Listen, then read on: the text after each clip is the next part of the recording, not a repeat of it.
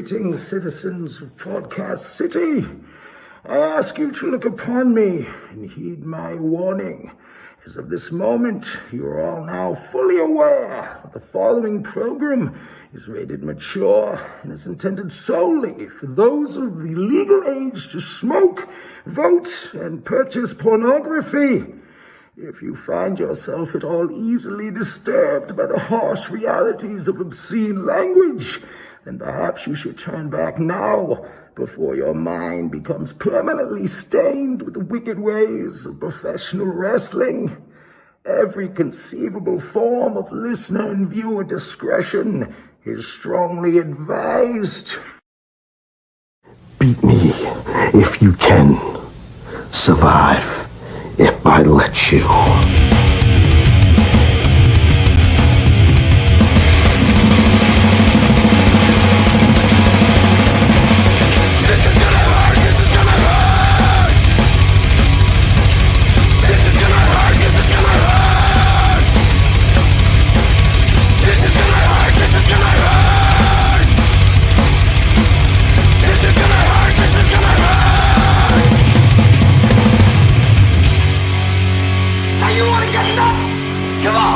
Let's get nuts. Pull the fucking trigger! My kids, I'm hateful, I'm the tattoo clown. I'm screaming, nothing really matters, motherfucker, burn it down. Listen up now. Welcome to Thunderdome, bitch. Oh, it never gets old. Welcome to Thunderdome, bitch. we better enjoy it while we can, because aren't they uttering away from Thunderdome soon?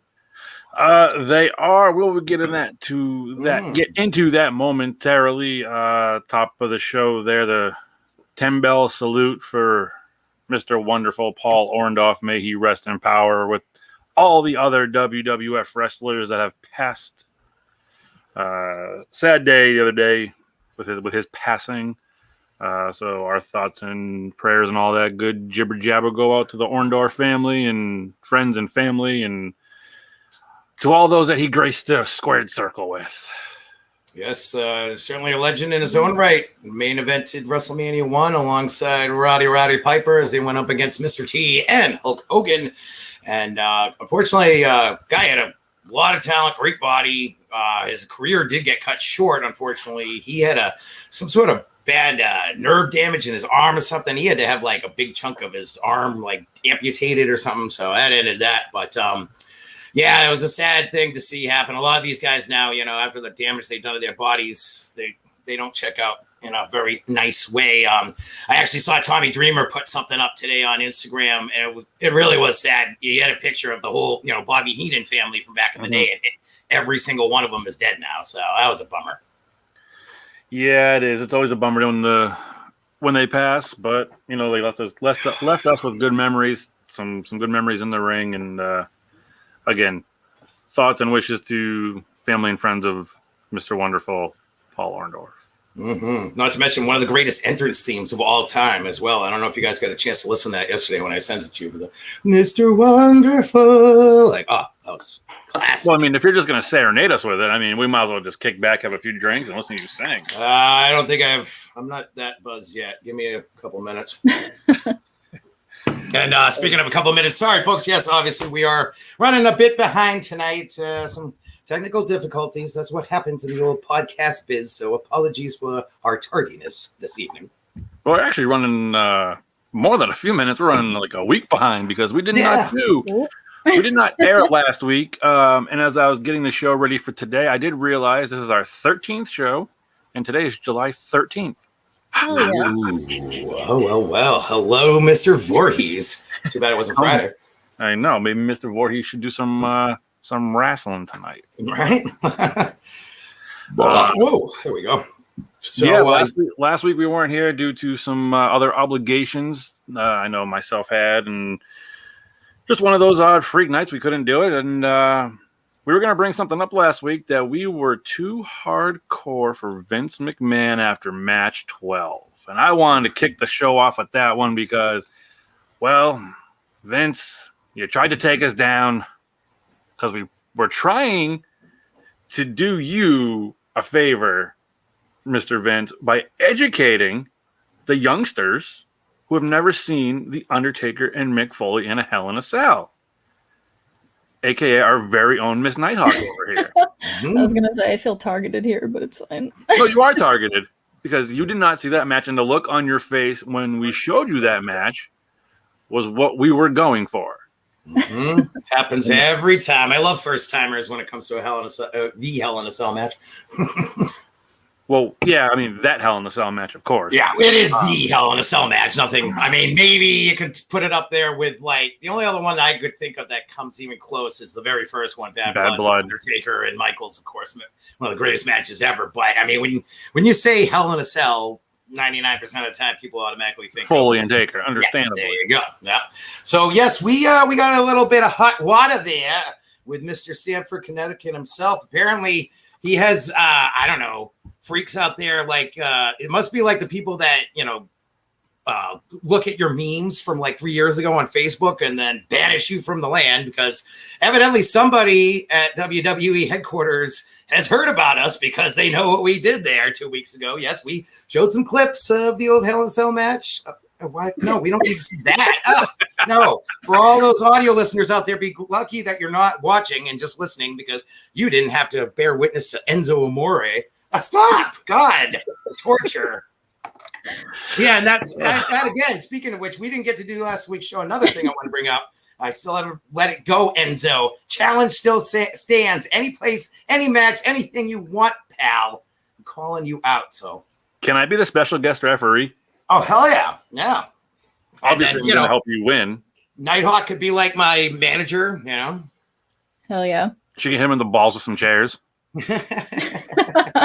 Yes, I think everyone would thoroughly enjoy that. So, yes, Enzo, the challenge still stands. But, yes, we got some hot water there. The show got yanked off YouTube.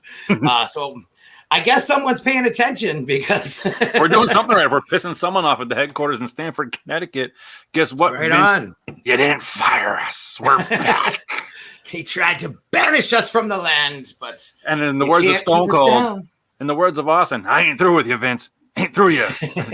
Not by a damn shot. Yeah. So we just like to say hi again, Vince. Thanks for checking us out. Sign us. You got no chance of canceling this show, pal. Speaking of canceling, I'm bringing up another topic. Paul Heyman. Paul Heyman being banned off of the two, I guess you call them podcasts / talk shows. Talking Smack and whatever other one he did. I originally thought they had banned him from live TV. That's what my initial thought when you sent me that yesterday or whatever it was. Yeah. But what does that leave for Heyman? Does that mean they're trying to push him to the side? And what does that mean for the Heymanites out there? Yeah, I don't understand that at all. I mean, it's got to be another one of those things that Vince does that does not make any sense to anyone else in the world except for Vince. You got Paul Heyman, who is perhaps the greatest on the mic talent in the history of freaking wrestling. The guy has cut some of the greatest promos ever. He's been the mad scientist of wrestling for years and years and years, come up with some of the greatest storylines. I mean, aside from just what he was able to do with ECW. But, I mean, look at it a few years ago there when he was in charge of SmackDown. SmackDown's ratings started getting better than Raw's, and Vince was like, well, we can't now. Raw's the show. So he took Heyman off of SmackDown because SmackDown was doing too good. So it's like, I don't get it, man. I could watch Heyman on TV all day long. I think it's really dumb to take him off. He's always interesting. He always has something cool to say. And another one of those Vinceisms that I don't know, man. I don't know what they're going to do about Jimmy Uso either. Jimmy Uso coming in with, his third DUI? This is his third arrest since in the last couple of years. He and his wife, Naomi there, she wasn't arrested, but they were in Detroit for a show, and he got arrested for disorderly conduct or something. But he just had his first OUI down there in Florida about a year or so ago. Wasn't that long ago. And I'm sure everyone out there has heard the news. Jimmy got tagged again last week. So initially my first thought was, man, what is that going to do to what is the best storyline in WWE right now with Roman and the Usos and everything. So I guess we can save part of that for the SmackDown breakdown because I found out some info there pertaining to Mr. Jimmy Uso. So I guess we can touch on that a little later in the show. A lot of stuff happened in the short time that we've been gone. Another quick thing I would like to bring up personally as well, because this guy is a true hero of mine. Some more sad news in the world of wrestling, as it was announced about a week or so ago that the legend himself, the living legend, Terry Funk, poor guy. He's like in a nursing facility now. I guess he's starting to suffer from dementia. I also didn't know until recently that his wife, they'd been together since they were in like high school. She just passed away, unfortunately, a couple of years ago. And so it just broke my heart because I love Terry Funk. Put a gun to my head, I'll tell you, Terry Funk's the greatest wrestler who ever lived. I don't care what anybody says. I never knew my grandfathers growing up. They were both dead long before I was born. So I just made, in my mind, Terry adopted me as my grandfather when I was kid. So he's a Terry grandfather. means a lot. Yeah, so Terry means a lot, but it was good to hear Tommy Dreamer once again bring up the Dreamer. He put up a thing the other day saying that appreciate everyone's concern, but honestly, Terry's not as bad as it sounds. I just talked to him last night, and he sounds in good spirits. I guess Terry's really enjoying all the attention he's getting from the fans. And he said that the only thing he finds very frustrating right now is he forgot the words to Whistlin' Dixie. So I guess if you're from Texas, that's a big deal. So we hoping for the best there for you, Funker. I love you, buddy. And, I just hope we don't see an ending like what happened to poor Paul Orndorff there, because that's no way to go. Well, if you happen to know the words to or Dixie or whatever the name of the song Dixie, is, Whistling Dixie, send them over to Terry Funk, and I'm sure he'll forget to thank you. Yeah, and it's funny. Speaking of the fucker, they're talking about his dementia. Tommy Dreamer, sorry to bring him up again, but he put up this other great thing last night where he was talking about how I didn't know about this because I didn't watch it back then. But when Funk was in WCW, he had a match with Chris Candido, and I guess part of the match, Funk actually got kicked in the head by a horse. So I was like, that might explain why his brain's a little rattled now. And he was so funny. He said he felt really bad because I guess it was his horse and he scared the horse. So that's what he felt bad about. He didn't care that, he took a hoof to the head. So that's the Funker for you. I love that, man.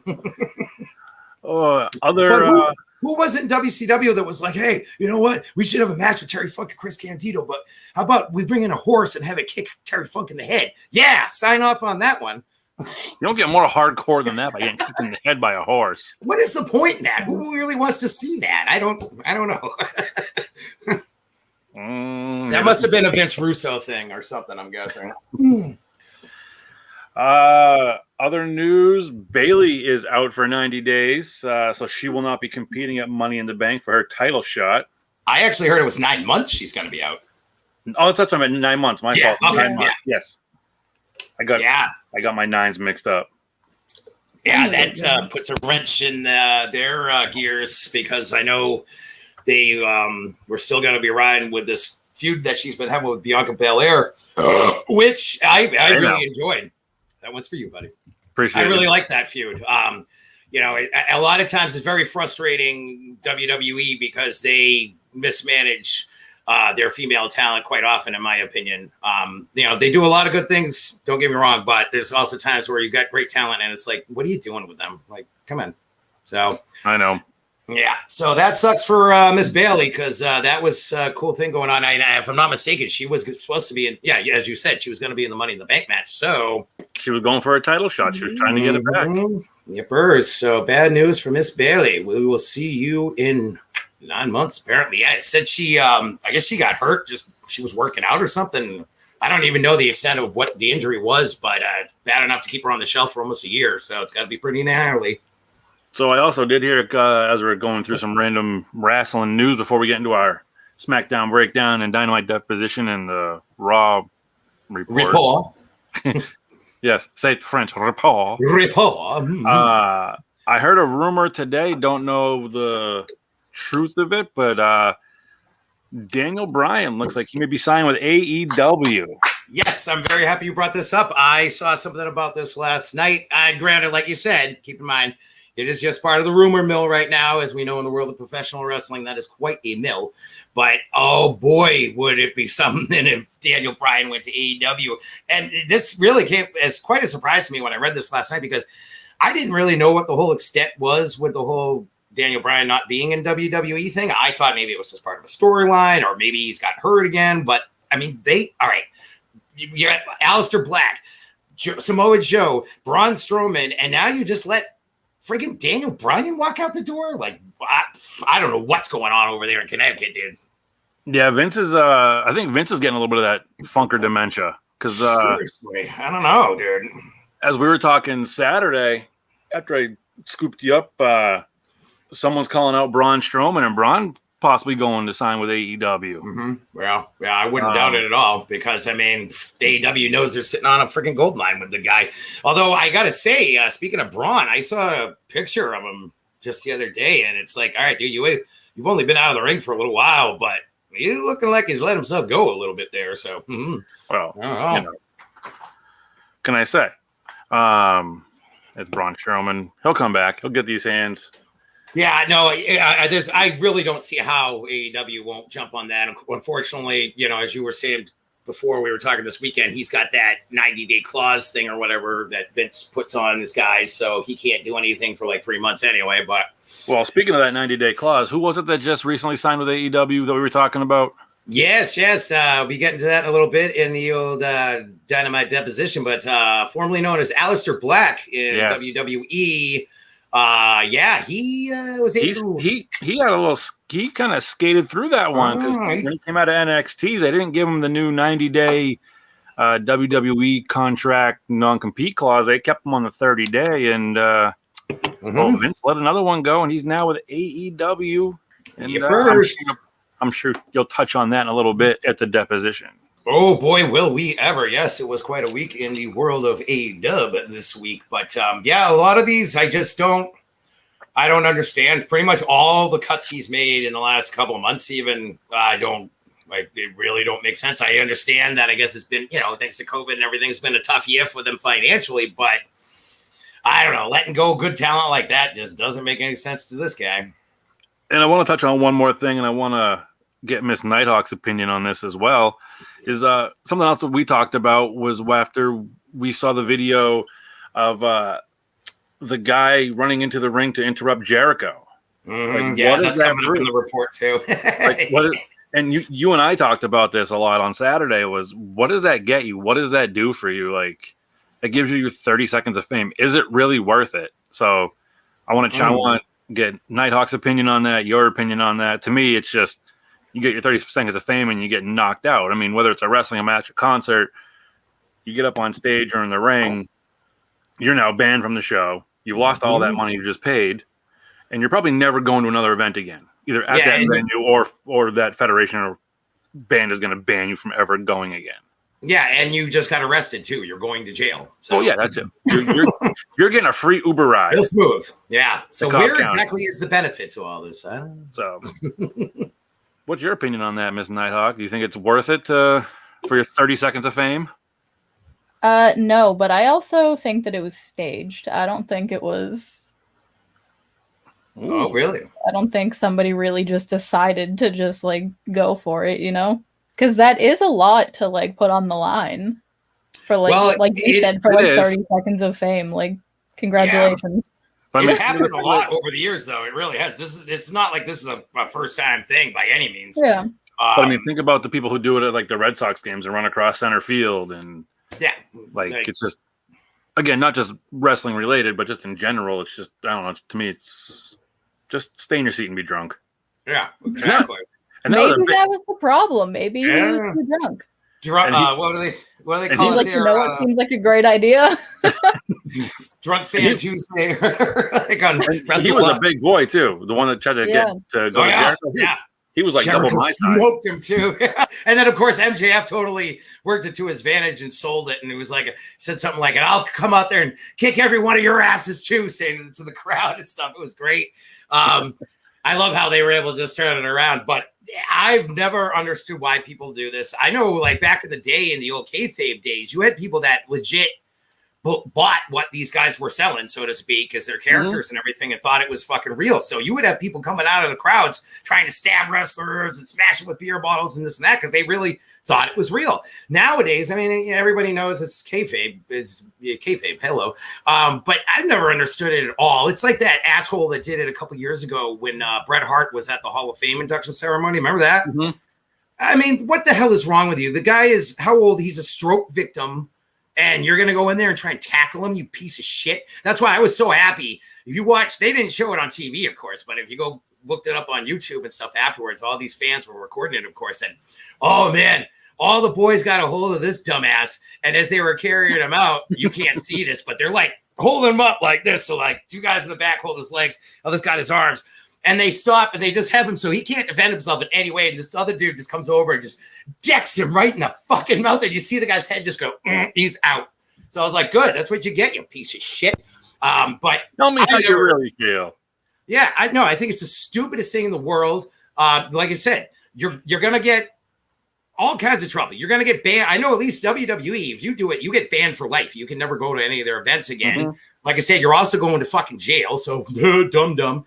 And that's why I think that it was staged. It never ends well for these people either. And like you were saying, maybe you're 15 seconds of fame. If you notice, a lot of times you can't even see these people because they try not to show it on TV.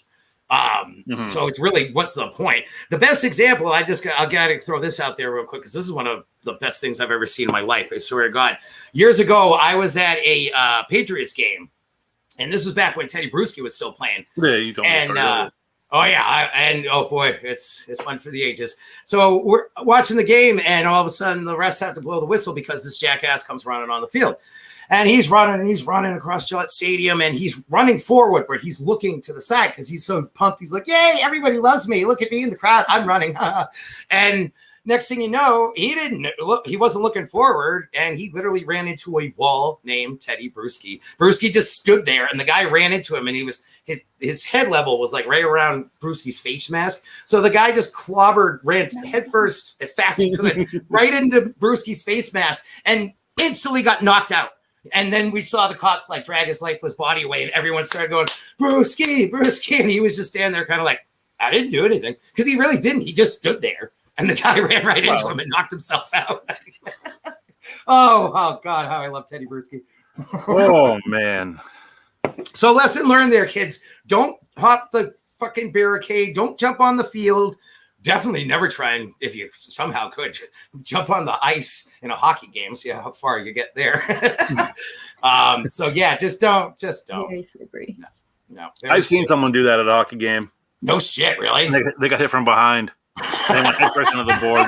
Yes. Oh, man, I remember back in the day, I think it was Kevin actually had a tape of like the best hockey fights. And there was this one part where they just showed all these idiots that tried to run out on the ice back in like the 70s and the 80s. And there was this one mullet guy. He's just like chugging across the ice. And all of a sudden this ref comes up, skates up behind him as fast as he could. And he just shoves him. And the guy hits the ice and just slides head first and smacks into the boards. Well, it's like, yes. Well,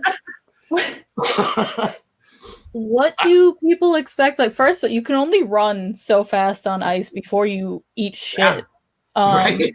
And like everybody else is on skates, they're gonna get you. Hello. Yeah. I mean, they don't call it, whether it's wrestling, whether it's a wrestling ring, baseball field, football field, wherever, they don't call it no man's land for nothing, because once you step over that threshold, if you will, all bets are off. They can do whatever the hell you want. I mean, if you go back, look it up on YouTube, there's a bunch of great ones, especially WCW, it seemed. It used to happen all the time. And there's a couple of them where you see Macho Man is just beating the ever-living fuck out of these guys. And it's like, yeah, go Macho. Play stupid games, get stupid prizes. All right. Remember the idiot that tried to knock Eddie Guerrero off the ladder in his match with RVD? Yeah. And luckily, Eddie saw him coming. He just jumped off and smoked the guy. Oh, viva la raza. All right, let's get into these recaps because we got some stuff to get into afterwards with wrestling memes, our best managers, and What? Josh Schneer, did you hear about Nikolai Volkov died too? I did not know Nikolai passed away. Neither did I. We'll do some research on that. Yeah, I was not aware. That's another bummer, man. Well, we're starting this whole show off on a downer, huh? Dun, dun, dun. But we're going to bring it back with the old AEW Dynamite deposition for the week. I need to get you a gavel and a gown to do this. Oh, yeah. like how the genius used to have his graduation gown. I've been on the other side of a judge's desk or bench or whatever more times than I'd like to admit in my life. So I'd like to know what it's like. Stop being an idiot then. Hey, we ain't going there now. No. We got that kind of time. I'm almost 40 years old. Do you think things are going to change now? Good luck with all that, dude. All right, so here we are. Yes, the Dynamite deposition for the week of July the 7th. For the curtain jerker this past Wednesday, Cody literally got tied up with QT Marshall in a touch all four corners strap match, which was the first strap match in AEW short history, if I'm not mistaken. Anybody out there wants to prove me wrong, feel free. But I'm pretty sure they had never done it in AEW. Now, if you've ever seen a strap match before, then you'll know that they tend to get a little brutal. And this one was no exception. In the end, however, Cody walked away with the win, and he sure did have the marks on his back to prove that he earned that victory. So a fine way to start things off for Dynamite this past week. And as things moved on, Tony Schiavone got a chance to interview the AEW World Champion Kenny Omega, who, after telling the world that in he and Don Callis' opinion, there's no one left to beat, he was quickly interrupted by the Dark Order, who informed the champion that there's still one person that you have not defeated, and that would be Kenny's former tag team partner, yes, Mr. Hangman Adam Page. So let's hope that this is how they are laying down the foundation for the eventual AEW World title match between Page and Omega. This is the one that the fans have been clamoring for. This is the one that makes sense. The only person who really Kenny should drop the belt to, in my opinion, right now, as much as I love Mox and I love Jericho, it really should be Hangman. So they play their cards right. This is going to be an epic feud, and they can ride this all through the summer or whatever. So do it right, AEW. Don't pull a Vince on us, please. I believe in you. Also on the show, Ethan Page vowed to take Darby Allin out of wrestling permanently when they meet tomorrow night in AEW's first ever coffin match. And the Pinnacle scored another victory over the Inner Circle as Harwood and FDR, who were accompanied by Tully Blanchard, took out Jake Hager, Santana, and Ortiz, who were accompanied by Conan. And speaking of the ongoing Pinnacle/Inner Circle feud, MJF had a face-to-face showdown with Chris Jericho that saw MJF have his evening brought to an abrupt end thanks to a Judas Effect elbow, courtesy of Le Champion. And I had this in my notes. We just covered it. Yeah, there was a jackass who jumped in the ring into no man's land, got his face smashed in by Jericho before being hauled off by security and, in all likelihood, arrested. So, stupid face. Hey, that's live TV right there, folks, at its finest. And as Dynamite continued, we saw Andrade El Idolo make his in-ring AEW Dynamite debut, with a victory over Matt Sydal. And, of course, the biggest surprise of the night came when Arn Anderson headed out to address the live crowd. And just about a minute or so after he got into the ring and on the mic, everything went dark a la the old ECW days. I miss that. So just the whole arena goes dark, and it's like, oh, shit. What's happening now? I mean, who could ever forget the night the lights turned back on and there was Jerry Lawler in the fucking ECW arena? Oh, glory days, glory days. Real quick, let's not forget, right there during the Cody match, the power actually went out. Did you see that? Oh, did it? Oh, I didn't even notice. I watched it live the other night, but I was like, the power went out for probably about 35 seconds. Everyone was like, what do we do? Was it? Oh, wait. So was it during the opening bout with Cody and QT in the strap match? Oh, I didn't even know that. All right. Wow. Yeah, the power legit went out in Florida. They're like, we're having some bad weather.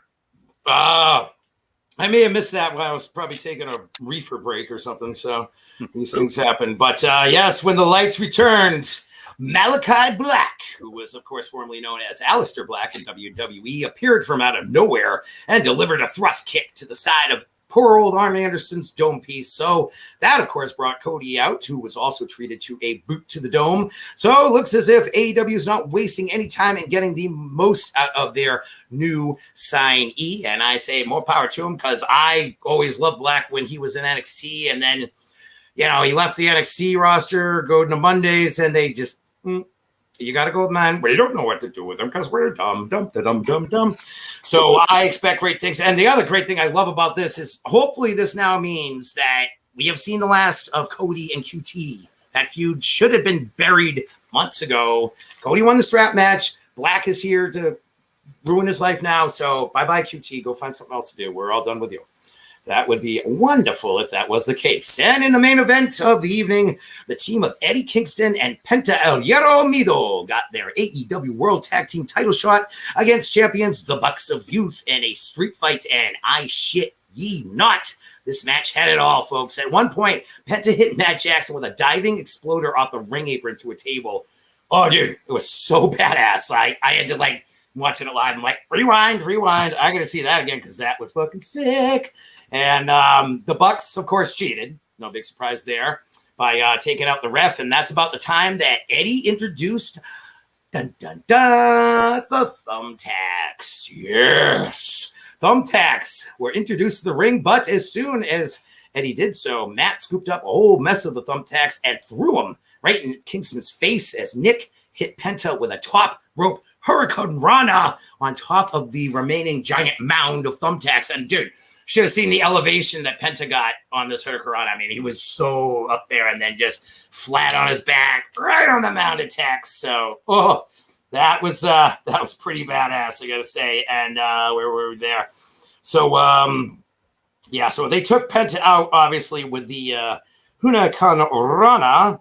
And after Penta was down and out, the Bucks shoved a handful of thumbtacks. This is something I've never seen before. I mean, I've seen all the craziest shit you could ever imagine in Japan. Guys using drills on each other's skulls. That's just fucking stupid. The Piranha match. Have you ever seen that? Yeah. There's an actual Piranha match. Like, shit we they talked do. about this before. Like, come on. Yeah, it's insane. So I've seen all the kind of crazy stuff there is, but these guys did something on Wednesday night that even I have not seen in my 40 years of wrestling enthusiasm. So they took a handful of tacks and they just shoved them in Eddie Kingston's mouth, and then they turn around and just super kick him right in the mush. And that's how the match ended. You could like see the thumbtacks like coming out of his mouth and stuff. I was like, that's disturbing. Right? Yeah, dude. It was really like, oh my, love it. So that was that's how it ended, folks, for the 1, 2, 3. The Bucks walk away with their belts intact. But once again, I got to tell you, man, AEW hit this out of the park with another main event. I mean, they've been rolling pretty well here lately, in my opinion. And I have no problem giving this match an easy 5-star rating because it was just phenomenal from start to finish. It was actually so good. I couldn't even erase it from my DVR. I'm like, I'm watching that fucker again because it was that damn good. It was that good. Oh, yeah. So gonna have to make space somewhere else. I might have to lose some episodes. Delete those Golden Girls reruns. Oh, no. We never touch the girls. Oh, no. They're sacred. No. Let's stay. I've got like 40 episodes of Sven Gulli. I love Sven Gulli, but I really got to whittle that down. So we'll see what we can do. But in the meantime, A-Dub is hanging on the old DVR. So highly recommend for all of you out there who didn't get to see it, give it a gander because it was one for the ages. And that, boils and ghouls, is your AEW Dynamite deposition for Wednesday, July 7th, 2021. We'll get you a gavel at least. You can go. I can just use it with a beer. Order! Give me another beer. Just make sure it's not like a full beer. Yeah, no, God, no alcohol abuse in this house. 9. Yes, and so tomorrow, just throw that out there. Big show on Dynamite tomorrow. You got the coffin match there with Darby and Paige, looking like a pretty damn good card. So it's I love what AEW is doing here. I think it's smart on their part. They have their couple pay-per-views a year, but they're doing some events on TNT here that are like pay-per-view caliber shows. So it sounds it. I started watching Dynamite the other day, and then got sidetracked, and had to lose 3 hours of my life to Raw. So it is what it is. Before we get into the SmackDown, I did pull up some history in wrestling on July 13th. But before we get into that, let's run through some birthdays. Oh my God. Okay. I wasn't ready. Oh my God. I wasn't. The elements of surprise. Okay, wait. So we have one from last week.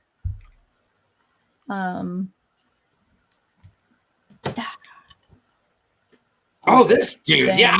He was there when I really wasn't watching it. I actually do not remember what his name is.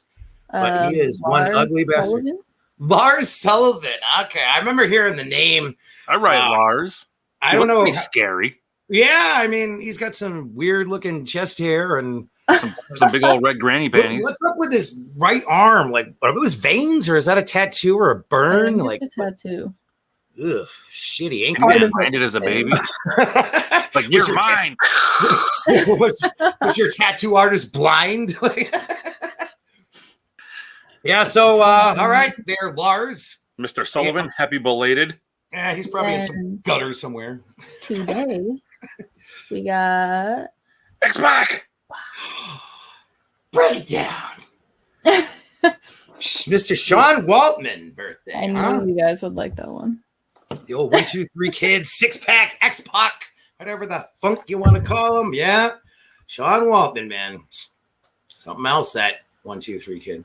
I thought that was real clever on Bischoff's part when he went over to WCW and he's like, oh, you know what we'll do? We'll add 1 + 2 + 3 and call you 6. Jeez. Well, they probably sat up all night thinking of that one down in Atlanta. I am pulling something real quick here. I got one last birthday. All right, you tell your birthday because I got something coming up. Cutting off the hawk, man. No, I'm not cutting off the hawk. She'll kill me. Oh my god, why did it show up like that? That's because it's a PNG. It looks cool like that. I don't even know who that is. I can like tickle his elbow. Like, Jesus Christ, is that so? Jesus was a wrestler. I knew it. So who the hell is this guy? Jake. I don't know. Jake Christ. So he's Jesus' brother. Yeah. Jake and Jesus. Yeah, why not? What's their other brother's name? Jeff Christ. Jesus. So he does have a brother actually, but I forget what his name is. I don't know who that guy is. He was in the WWE or something, was it? Did it say? Because it looked like he's holding the belt of some other federation. I don't know what that is. Yeah, I don't know. Maybe or let me look. Raj.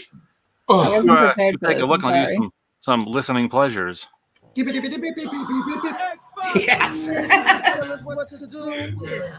Yeah. Get ready.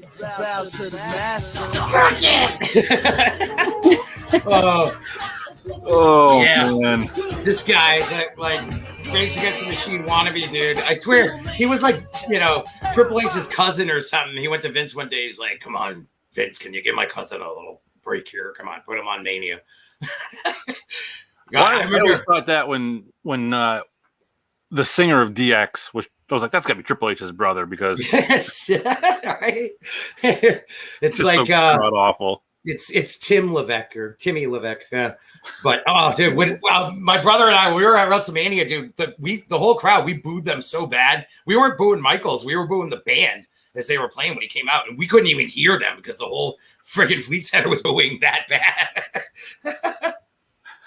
Oh, did you find out who he was? There's a whole lot going on here that I don't understand.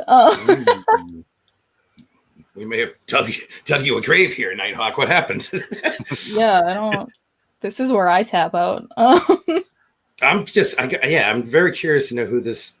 I mean, if it says J Christ on his vest, I think it would have been hilarious if he just called himself Jesus Christ. And why not?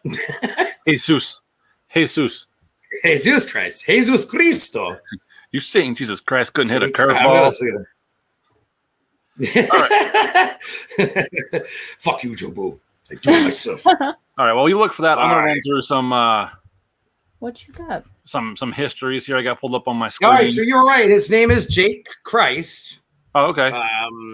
Jake Christ. Okay. Yeah. That's what I thought. He was in. Or I guess he's still in Impact. Evidently, according to Wikipedia or whatever, he's 37 years old from Dayton, Ohio. Yeah, so I figured he must have been in TNA or Impact or something because I didn't have a clue who he was. So I got some histories from after Jake Christ. Mysteries. In 1982, the WWF Tag Team Champions changed hands in Allentown, Pennsylvania, when Mr. Fuji and Mr. Sato defeated Jules and Chief J. Strongbow. Wow, dude, that's pretty vintage right there. I'm going back. Want to bounce around here. 1995, Wild Pegasus. And in parentheses, can you tell me who that was? That would be Senor Chris Benoit. Yes, sir. Wins the Best of Super Juniors tournament in Tokyo, Japan. Yes, with sir. a win over Shinhiro Hotani. I Yes. butchered that name. Benoit was quite a staple there in Japan. And yes, he did wrestle under a mask at the time under the name Wild Pegasus. I know from reading Bret Hart's book there, which I have to mention every show because it's just so fucking awesome. But yeah, Bret talked about how back in the day, Owen was in Japan and actually had some matches with Benoit, as a matter of fact. So how about them Granny Smiths?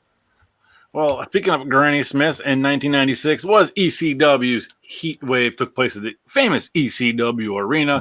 Nice. Main event, we saw Sandman Dreamer and Terry Gordy defeat Raymond, Stevie Richards, and Brian Lee in a cage match. Hell yeah. Was that the... I'm trying to think. Was that the night that... I might be wrong on this, but I want to say that was the night that Dreamer got Raven handcuffed up to the fucking cell, and then there was the infamous chair shot heard around the world because... You know, after Raven had fucked Dreamer over so many years, he finally just got to whale him right in the head. I may be mistaken, but I think that was that same pay-per-view. But either way, great freaking show, man. Sandman pinned Raven. It says Sandman fought Raven as well. Sandman fought Raven.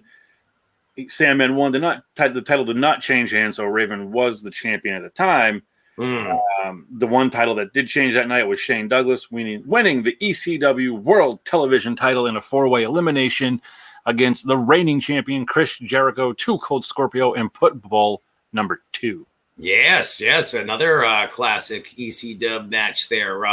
Once again, I know we brought this up in the show before. I always thought it was real cool, and Jericho certainly did himself. He talked about it in his book that Paul E. knew that Jericho had gotten the offer from WCW, and which is all fine and well. That was what most of the guys did, and he knew it. But he was still cool enough, knowing that Jericho was going to be gone like a month. He was like, I'm still going to make you the ECW television champion. So I thought that was pretty neat. And that was Jericho's first ever American singles title as well. Yes. Chock full of that useless information, folks. You know it. 2017 in Daytona Beach. This is a sad moment. Was when Chris Benoit's wife and son, Nancy and Daniel, were laid to rest at the private funeral. Family funeral due to the tragic episode that happened. We talked about it before on the show. It's one of those, again, iconic moments in the wrestling history. I won't even say WWE because the whole wrestling world was affected by God, yeah. That almost literally, it came close to just killing wrestling in America. It really did. It had that big of an impact. And, you know, it's really... Aside from, you know, things like, you know, what the tragedy of Owen Hart or, you know, Bruiser Brody getting murdered in Puerto Rico in the friggin' locker room, it's probably the worst thing that ever happened in the history of wrestling. It's a fucking nightmare. It really is. And, you know, I'm sure a lot of people out there, much like myself, watched the 2-part Dark Side of the Ring episode there. Up all about the murders and stuff, and man, it's just like I still to this day, my heart just goes out to his first son, dude. Like you got to live with that your whole fucking life, like oof, fucking brutal, man. I know, but we're gonna end it on a happier note, I guess, if you will. I don't know. It's got to be happier than that. Yeah, I mean, I think it's happier than that. 2015 episode of Raw, Atlanta, Georgia. The Divas Revolution truly kicks off when the acclaimed next trio of Flair, Becky Lynch, and they fucked that up, huh? Yeah, I was gonna say, wait a minute, huh? So I'm reading this online. I didn't do my research this week, so I'm reading this off the interwebs, so you think it's true. You're selling it. I bought it. Yeah. The next trio of Charlotte Flair, Becky Lynch, and Charlotte Flair make their roster debut. Oh, okay. Yeah, this is when they all came over from NXT then. But okay. Charlotte Flair is 2 people? So there's Charlotte Flair and maybe there's Flair Charlotte. I don't know. But they made their wrestling. Was Ric Flair in a wig and a dress just pretending to be a female Flair? I don't know. You know, I wouldn't put it I wouldn't put it past Ric Flair. I mean, he's doing car commercials right now. Well, I mean, I mean, obviously, now we covered it. I get What's it. that? So I said you do what you got to do. Yeah, hey, you got to pay the bills. I mean, he's styling, profiling, limousine riding, jet stealing. I can't do the Ric Flair. We all know, thanks to the infamous plane ride from hell, that Rick is not a bashful guy. But that, folks, is your history lesson for the day. Take notes. If you didn't, well, then there's going to be a quiz later. Oh, yeah. I want a full report on my desk at 8 o'clock tomorrow morning. There will be hell to pay. Double space, 24 font. Yeah, and I just got to get a desk 24. now. Yep. Super font. Just trying to make it easier on you people to have 4-page paper. Yeah, I was thinking it's because you're old. Yeah, that's what I was thinking. I was like, yeah. This is like the first time all day I've been wearing my spectacles. So. I was going to say, tell me what shirt I'm wearing without putting your spectacles on there. Oh, no. See, this I'm good. Like anything like up close, I'm fine. I did not mean to do that. You can't see me. Sorry. Yes, you did. Don't maybe lie. maybe I did. I always love Cena. I don't care what anybody says. But yeah. I you love Cena as much as this guy? You know what, dude? Seriously. Don't put Cena in the same anything as that freak. Ugh, gross. I hate that guy so much. It burns how much I hate him. Shall we get going through the SmackDown? We might as well, because thanks to fucking Enzo again, whatever I had just went boop. So bring on. It went what? Yeah, common occurrence with this guy. So I say, bring on this SmackDown breakdown for Friday, July the 9, 2021. SmackDown kicked things off this past Friday with the WWE Universal Champion Roman Reigns taking center stage as he let the world know his thoughts on Edge's ruthless attack, as well as his cousin Jimmy's status after getting his second DUI. We already brought that up this week. Or earlier in the show. But yes, that got that second OUI down in Florida last week. So it sounds like Jimmy is not getting fired after all. However, fired after all. Nailed it. So fired. I guess it's just got to be because, it's Reigns' cousin. The Usos are a really popular tag team. So if you get rid of one, now you're kind of fucked. And it really fucked things up for business. So I think they're just gotta all right, we're gonna have to take this one on the chin. He's gonna get some sort of punishment. I know that. And I don't know what the laws are in Florida. You get 2 OUIs in a year or something like that. He might have to be locked up for a month or something. So I don't know. So good luck, Jimmy. You're going to need it. I have a feeling, buddy. Let's see here. So the first match of this week's show featured Nakamura picking up a win over King Corbin. Does that still happen? It's still happening. Are they still fighting for Burger King crown? Oh, I don't fucking know. I don't care.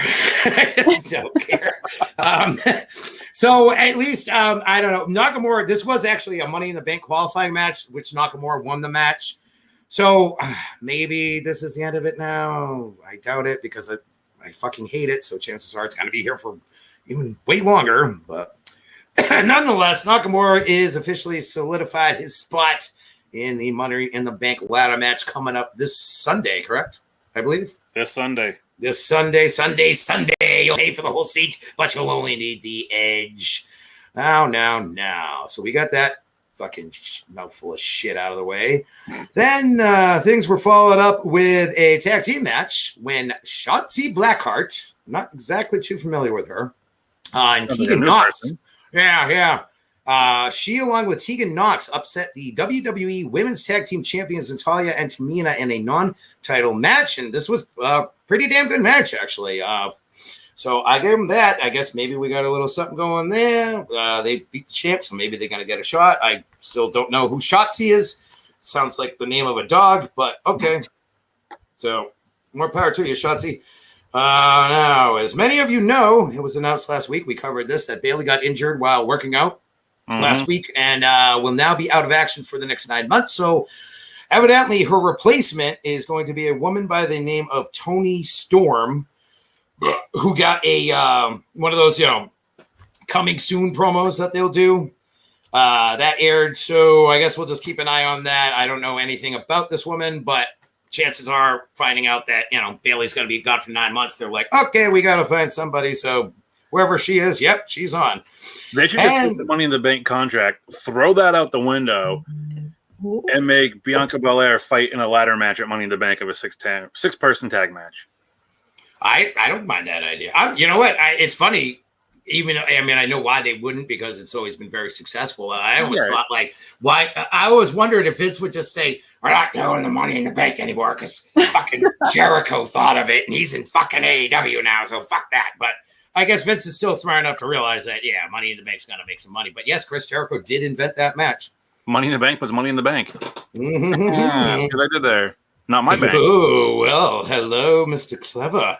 Keeping me on my toes there, eh? So, yes. Then we had the main event, which featured Seth Rollins as he upended Cesaro to secure his spot in the Money in the Bank ladder match. And before SmackDown went off the air, because we just couldn't end it with the main event. Oh, no. Edge, once again, made another huge statement when he attacked the Universal Champion once again. And Reigns was added by both, added. Yeah, thanks, spell correct. You fucking screwed that one up. Reigns was aided by both Jimmy and Jey Uso. So all of a sudden, hey, look who's here. It's Jimmy. So that was when I was like, okay, I guess he's not getting fired. So looky there. Because I really didn't know heading into SmackDown Friday. When I checked out of it, I was like, so is he even going to be on the show? Are they going to address this? Are they even going to mention it? So look at that. We still got ourselves a Jimmy, but Jimmy and Jay came down to try and help out Reigns, and that's when the Mysterios made their presence known by helping Edge take out the Usos. And I believe it was Jimmy, if I'm not mistaken. Edge was like, of course, Reigns is doing the typical heel, running away and leaving his crew behind to get beaten.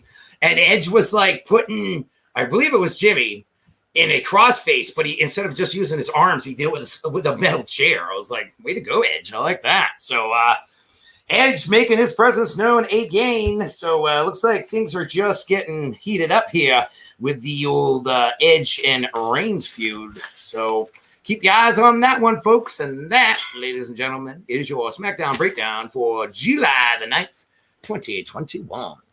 Miss Nighthawk, you got something you said? Yeah. You said you didn't know who this... Oh, it's kind of blurry, but you said you didn't know who that was. That's supposedly the person that's replacing Bailey. Okay, so that makes sense. She's coming from NXT. That's what I figured. We have so much to cover every week. It sucks because NXT's got some really good stuff, but I just don't have the fucking time, man. So I have it on my DVR every week, and I usually just delete it because I just don't have the time. But that's what I figured. She must have been an up-and-comer from NXT. So fine job there, Nighthawk. Appreciate the research. So I meant to bring something up at the top of the show, and I forgot to, regarding Vince McMahon and him doing stupid shit. He pulled Austin's new podcast episode down. And I don't know why. I haven't figured out why. Who was the guest? Kevin Nash. So did they even air it at all, or did they put it up? It got put up, and it didn't air, and it got taken down, and I cannot figure out a reason why yet. Oh, controversy, eh? Yeah, so there was some sort of controversy that was probably said in that show on Austin's podcast there, to Broken Skull. Wow, that's really surprising. With Kevin Nash. Yeah, they had Jericho on, of all people. And that's what I was going to say. I mean, I never would have thought in a million years he would have let Austin have Jericho on. Even Austin said that in an interview I saw. He was like, I was like, fuck it, I might as well try. I don't think I have a chance in hell. But he hit up Vince and said, what do you think about Jericho coming on my show? And Vince was like, okay. And Austin literally thought he didn't believe it. He was like, there's no fucking way Vince is just going to that easily say, yeah, bring Jericho in from AEW. So Stone Cold actually hit him up again. And he was like, are you fucking with me? Like, I can really bring him on. You don't have a problem with this? And Vince was like, you got my blessing, Steve.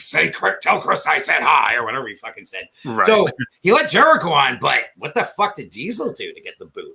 Kind of interested to see if I can dig some dirt up on that.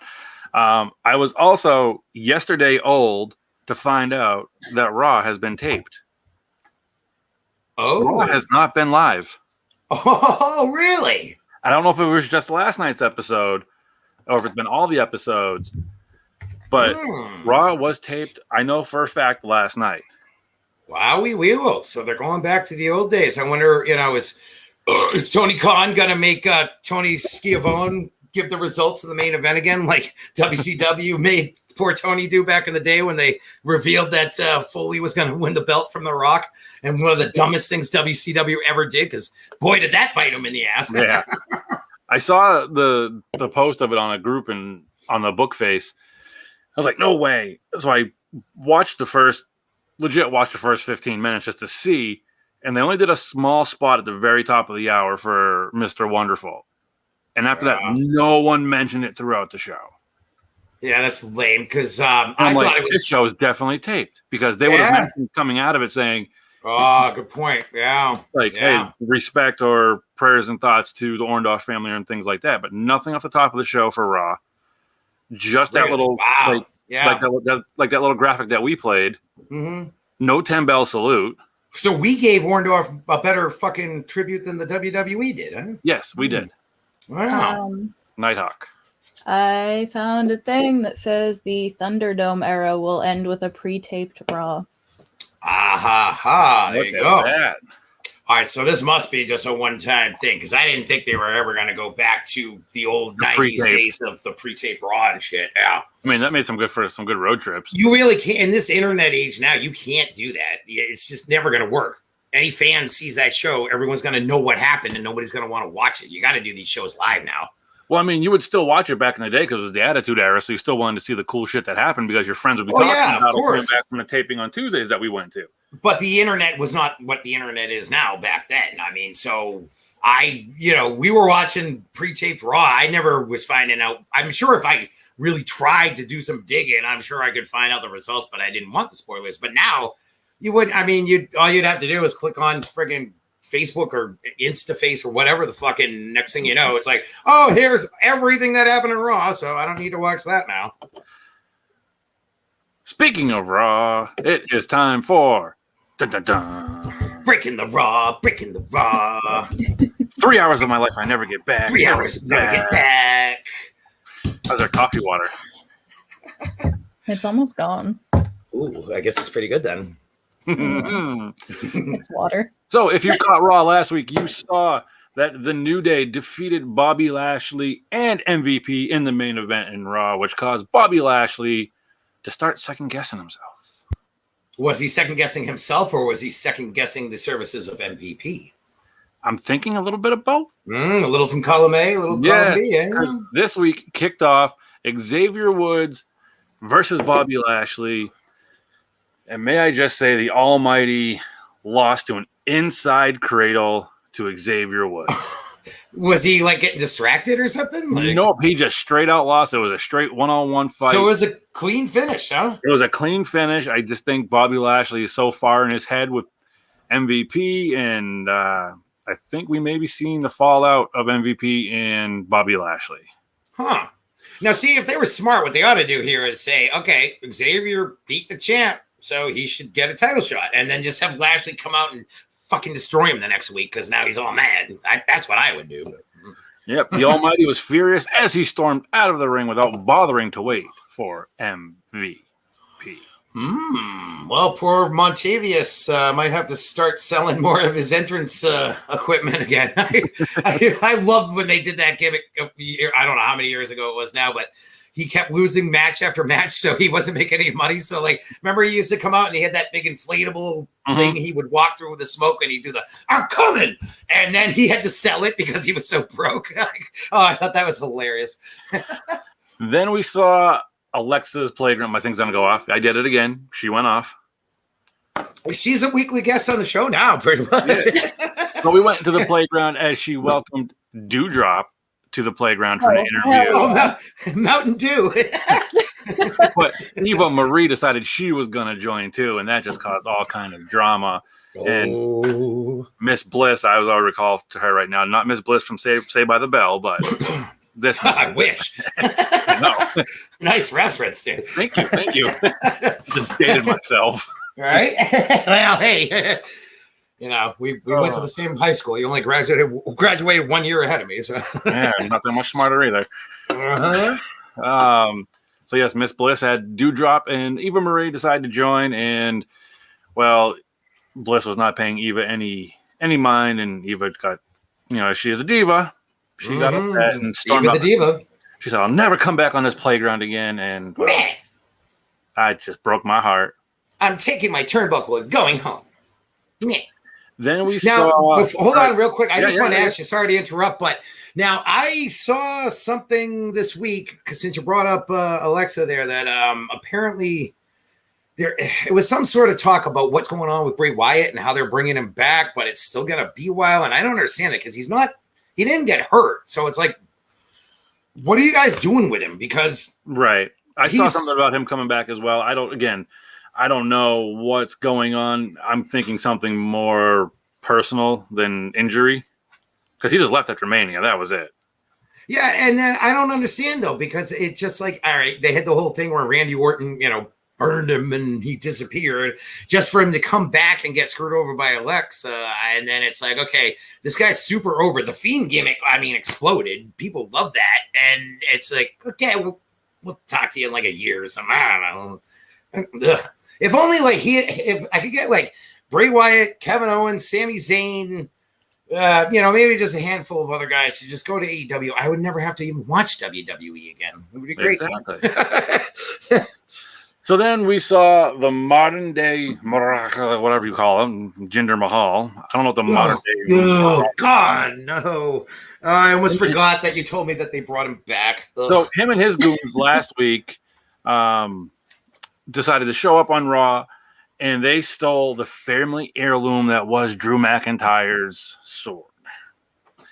Now, if you the Scottish blade. But if you did not see Raw last week, Drew McIntyre said that the blade was made from the Loch Ness monster that his family killed. What?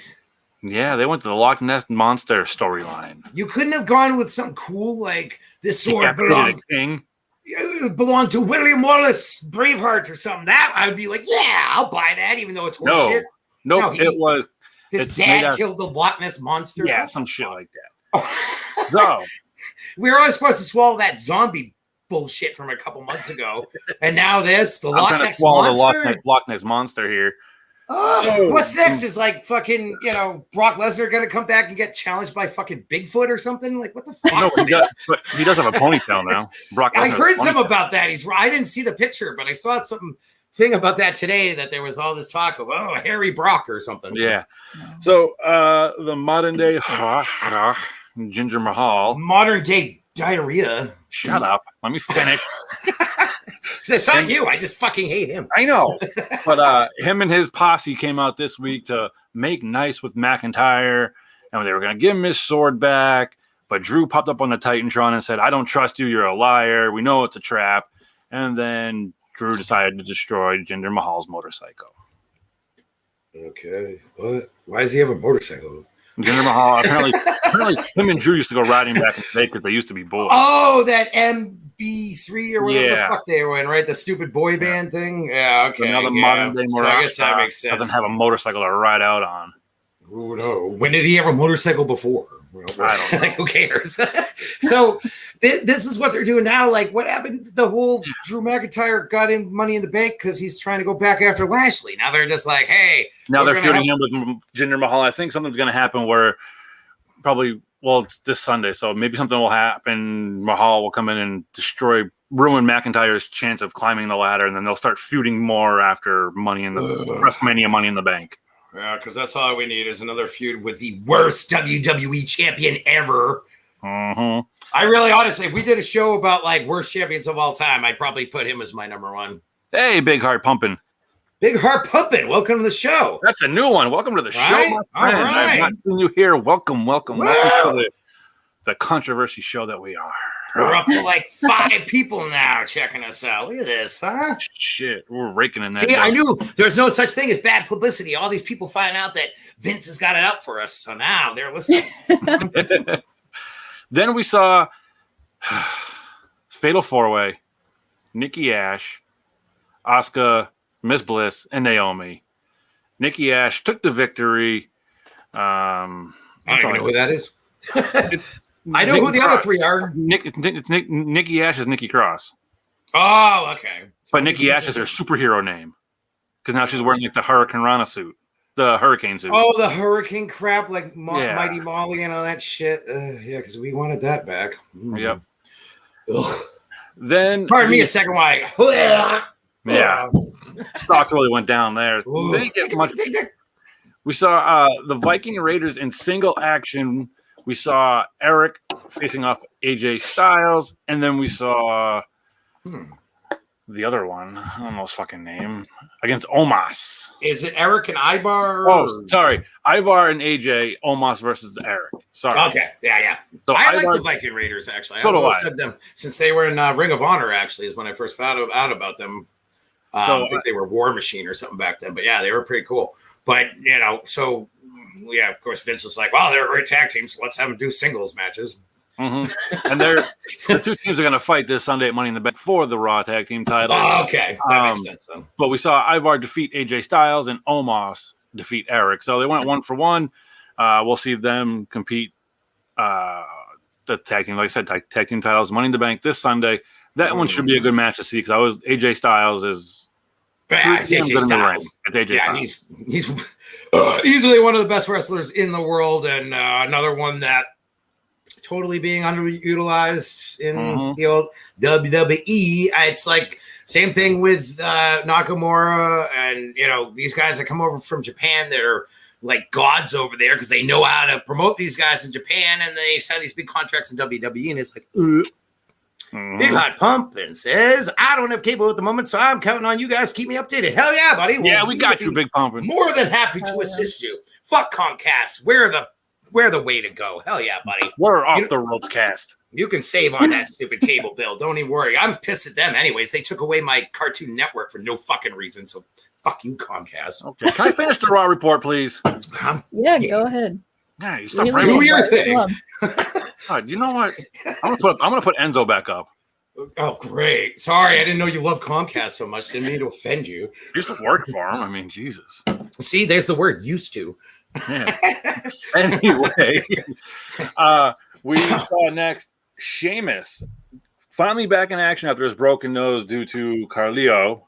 Oh, yeah, I forgot about that. He jumped Carleo in the backstage area. The general manager, what the fuck his name is, I don't know. Didn't want Carleo to fight, but he wanted to fight. Came out and Sheamus defeated him in about 1 minute 19 seconds. Yeah, because the doctor's going to tell Sheamus not to fight. Sure. No, he tried to tell. Oh, the other. Okay, I got you. Yeah, because he got Carleo. I every time you say that, I just want to say Alberto Del Rio. I don't know why they went with that name. It sounds way too close to Alberto Del Rio. I mean, I'd like to see Alberto come back and slap some more caters as anything, but you know it.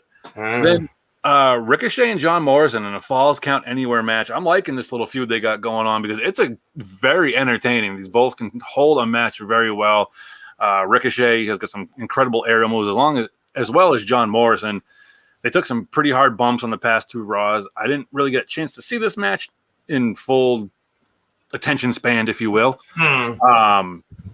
But Ricochet defeated John Morrison in the Falls Count Anywhere match, and from what I saw, it was probably, I would say, the main event of Raw. They could have put this one as the main event easily. Yeah, I don't doubt that at all, and I'm glad you brought that up again because I remember you had mentioned it in the last show, and I totally spaced because I've always been a big John Morrison fan, and Ricochet is really talented. I mean, the guy is like a human friggin' Spider-Man, the way he can flip and jump and all that. So I expected good things from them. So gonna have to give those a gander myself there, guy.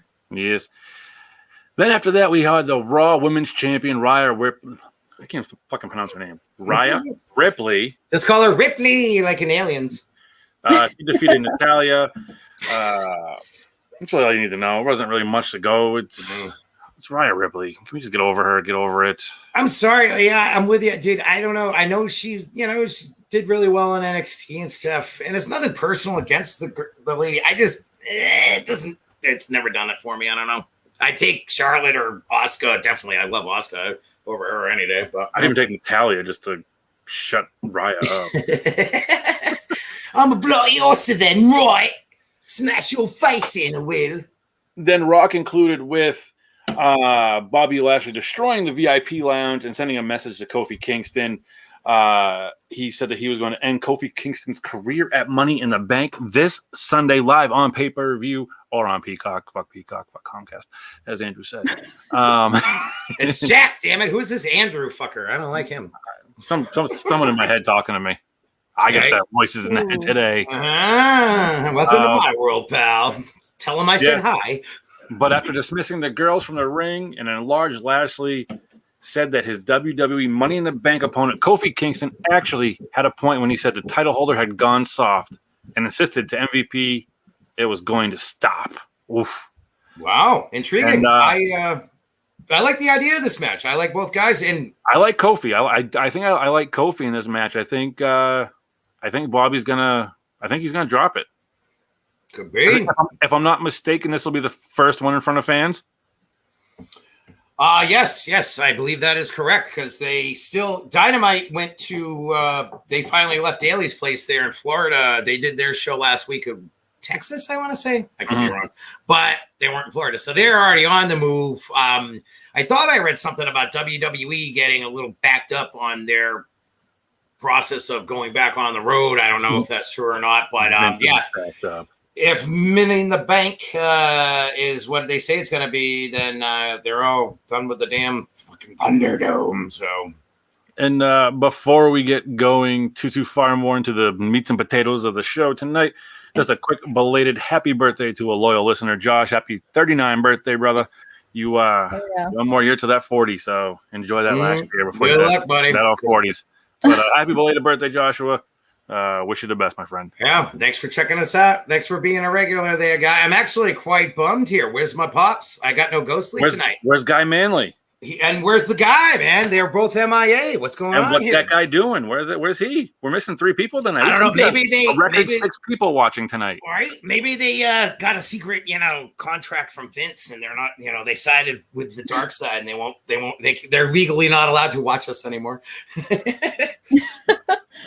Big Heart Pumping says, "Fuck them! How dare they take it away?" I'm assuming through your Cartoon Network. And, right, thanks, dude. I'm digging this Big Heart, man. He says, "Sorry for the interruption. No sorry needed for the interruption. We appreciate your comments. Please keep sending them."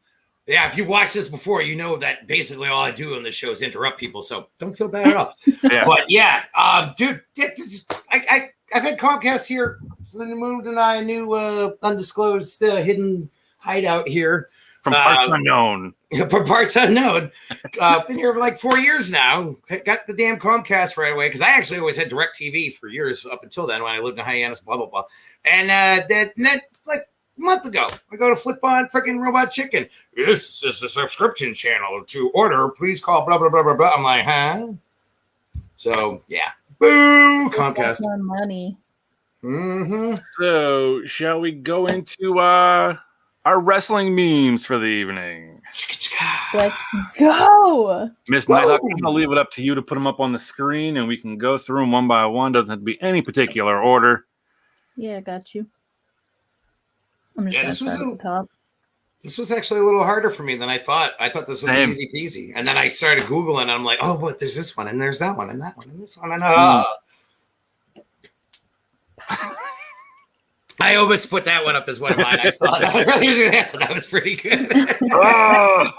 Now, we have to keep in mind, a lot of people aren't going to be seeing us. They're just going to be listening on the audio. So we'll have to, for our audio listeners, we'll try and cue you in here. We have a picture of Andre the Giant from WrestleMania 3. We all know the infamous slam heard around the world. But someone was very clever here. They edited out Hogan altogether. And or was it John Cena?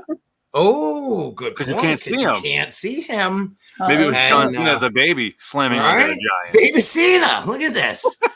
Out there in West Newbury, Massachusetts. But I love who could ever forget the iconic moment? Because I first saw this and I read it. And I'm like, wait, I was like, haha. Who could ever forget the iconic moment when Andre the Giant tripped at WrestleMania 3?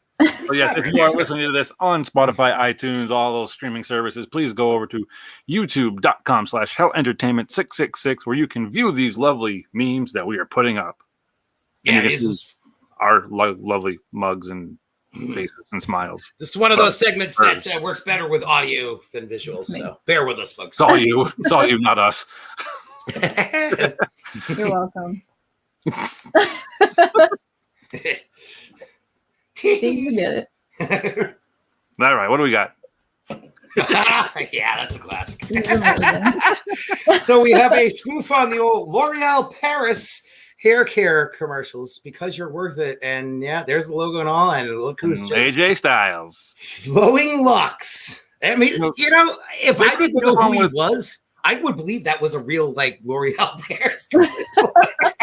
They could have did this one with Shawn Michaels too. Oh yeah. Oh God. There's probably a few they could have done this Bret with. Hart.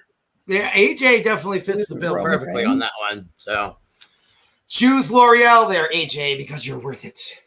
So many of them. I don't know if that's their tagline. One of them says that thing. I don't know. That sounds all me. I almost sent that one to you. That's so funny. You know what? I think I sent this to you guys the other night. I honestly, as you guys know, I was a doorman or bouncer, for lack of a better term, at the old Duck Inn Pub on Main Street in Hyannis. Go check them out, folks. Johnny Green, Johnny Sal, Molly, love you guys. Cody, love the crew. But anywho, as Mr. Kid there, you are aware, working at a bar and being a doorman on Halloween and especially New Year's Eve sucks ass. So a couple years ago, I took that picture and I wrote New Year's Eve on Shawn Michaels' chest, and then I put me, the words M-E, or the letters M-E on Stone Cold Shoulder, and that was my thoughts on fucking New Year's Eve. Fuck New Year's Eve at the bar. Well, last New Year's Eve was awesome. It was the first time in years I got to just sit at home, eat a bunch of Chinese food, and watch the fucking Stooges, man. Best New Year's ever. That's even better than when I get to go to Times Square. I was waiting for that one for a long time. Well, Times Square. We should do a Stooges show. We should do it. I can't even say it. I'm so excited. So do a Stooges. Certainly. What's the matter with you? I'm not the jungle Tarzan. Okay. We're getting off topic. Yeah, don't get me on the Stooges. I'll be here all night. That's a classic, dude. That's an old one. So here for our audio listeners, we have a picture of Brock Lesnar. I've always wondered how young he was in this picture. Was this when he was in like NCAA wrestling and shit? Because he looks 5 here. Really young. But at the top, it says, you need help with your computer? Just press, quote, F5. And look at him. He looks like such a nerd. Hey, pal, did you get a load of the nerd? Pardon me. Hey, Guy Manley's here. Hey, Chico. Guy Manley's back. All right. We got worried, Guy. You weren't here. We got worried. We got a little nervous there, Guy. We were about to put out the old APP. So glad to see you're back in action. AJ Styles looks like a soccer mom. Joshua Snare, I can't argue that. He's one of the best wrestlers in the world, but yeah, he does.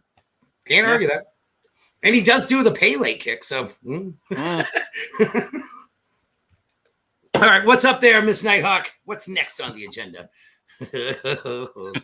Oh, I've never seen the Sheamus and Orton one before. Me neither. Girl, seriously? That top with those shoes? Oh, wow. All right, so here we go again, audio fans. We got 2 on this one.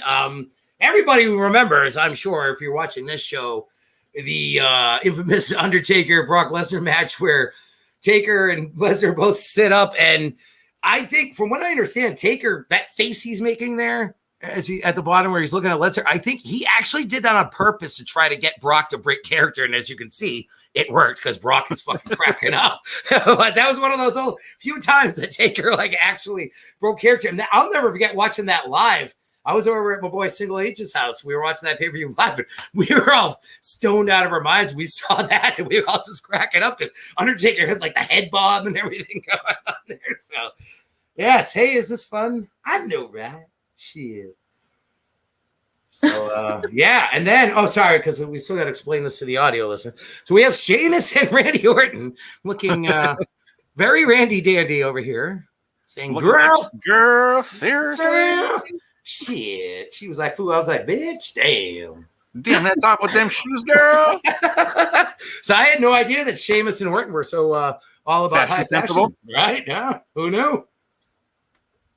You learn something new every day on this show. Oh, yes, Guy. In our defense, we were on 20 minutes late. Yeah. We did But have the you're old on here delay now of game. 20 minutes late. So, hey. We had the delay of game. Don't worry. You can always rewind. Be kind, rewind. Check us out later. As long as Vince doesn't have his way with us again. Feel violated. Yeah, seriously. He's going to make us join the Kiss My Ass Club. Remember that whole debacle? Why? Can we not go there right now, please? We really shouldn't. That's my bad. Why did he make poor McFoley do that? Yes, I almost gave you this one. I love this one because this is very true. Well, at least when I had hair, but now the shampoo bottle. So, would anyone else care to explain to our lovely audio audience what this one's all about? I'll give this one to Miss Nighthawk to explain. I believe this is hers. Yes, please do, my dear. You say that like I know names. All right, so you got Mandy. All right, fair enough. Macho Man Randy Savage in the top left. Kane. Then over here at the bottom, there's Edge. And then at the last one, that's the sexy boy, Shawn Michaels. Yeah, the more you know. So what we have here is we have Macho Man flying off the top rope with the elbow drop. The shampoo bottle. Gonna get all that shampoo out of that bottle. And then yes, and don't forget, this is me in the shower. That's the whole title of this here meme. And then every woman that I've known likes their water to be hellfire and brimstone hot to burn their tattoos off. So here we have Kane in the shower, and then when you walk out of the shower, you have Edge with a fog on the mirror, and then the Spider chilling in the corner, looking at you like, "I'm gonna get you." Yeah, sexy boy up top on the top rope, laying across. The most frustrating part for me, I mean, I don't have to worry about the shampoo bottle anymore, obviously, but the mirror, that's a pain in the ass, man. Especially this time of year. It's like, I hate this humidity. It's garbage. Why can't it just be fall and winter forever? Fuck summer. Summer sucks. The sun sucks. Kill the sun. Alaska. Right? Let's go. Man, let's go. Boom. I'm ready. Alaska. Bang. See?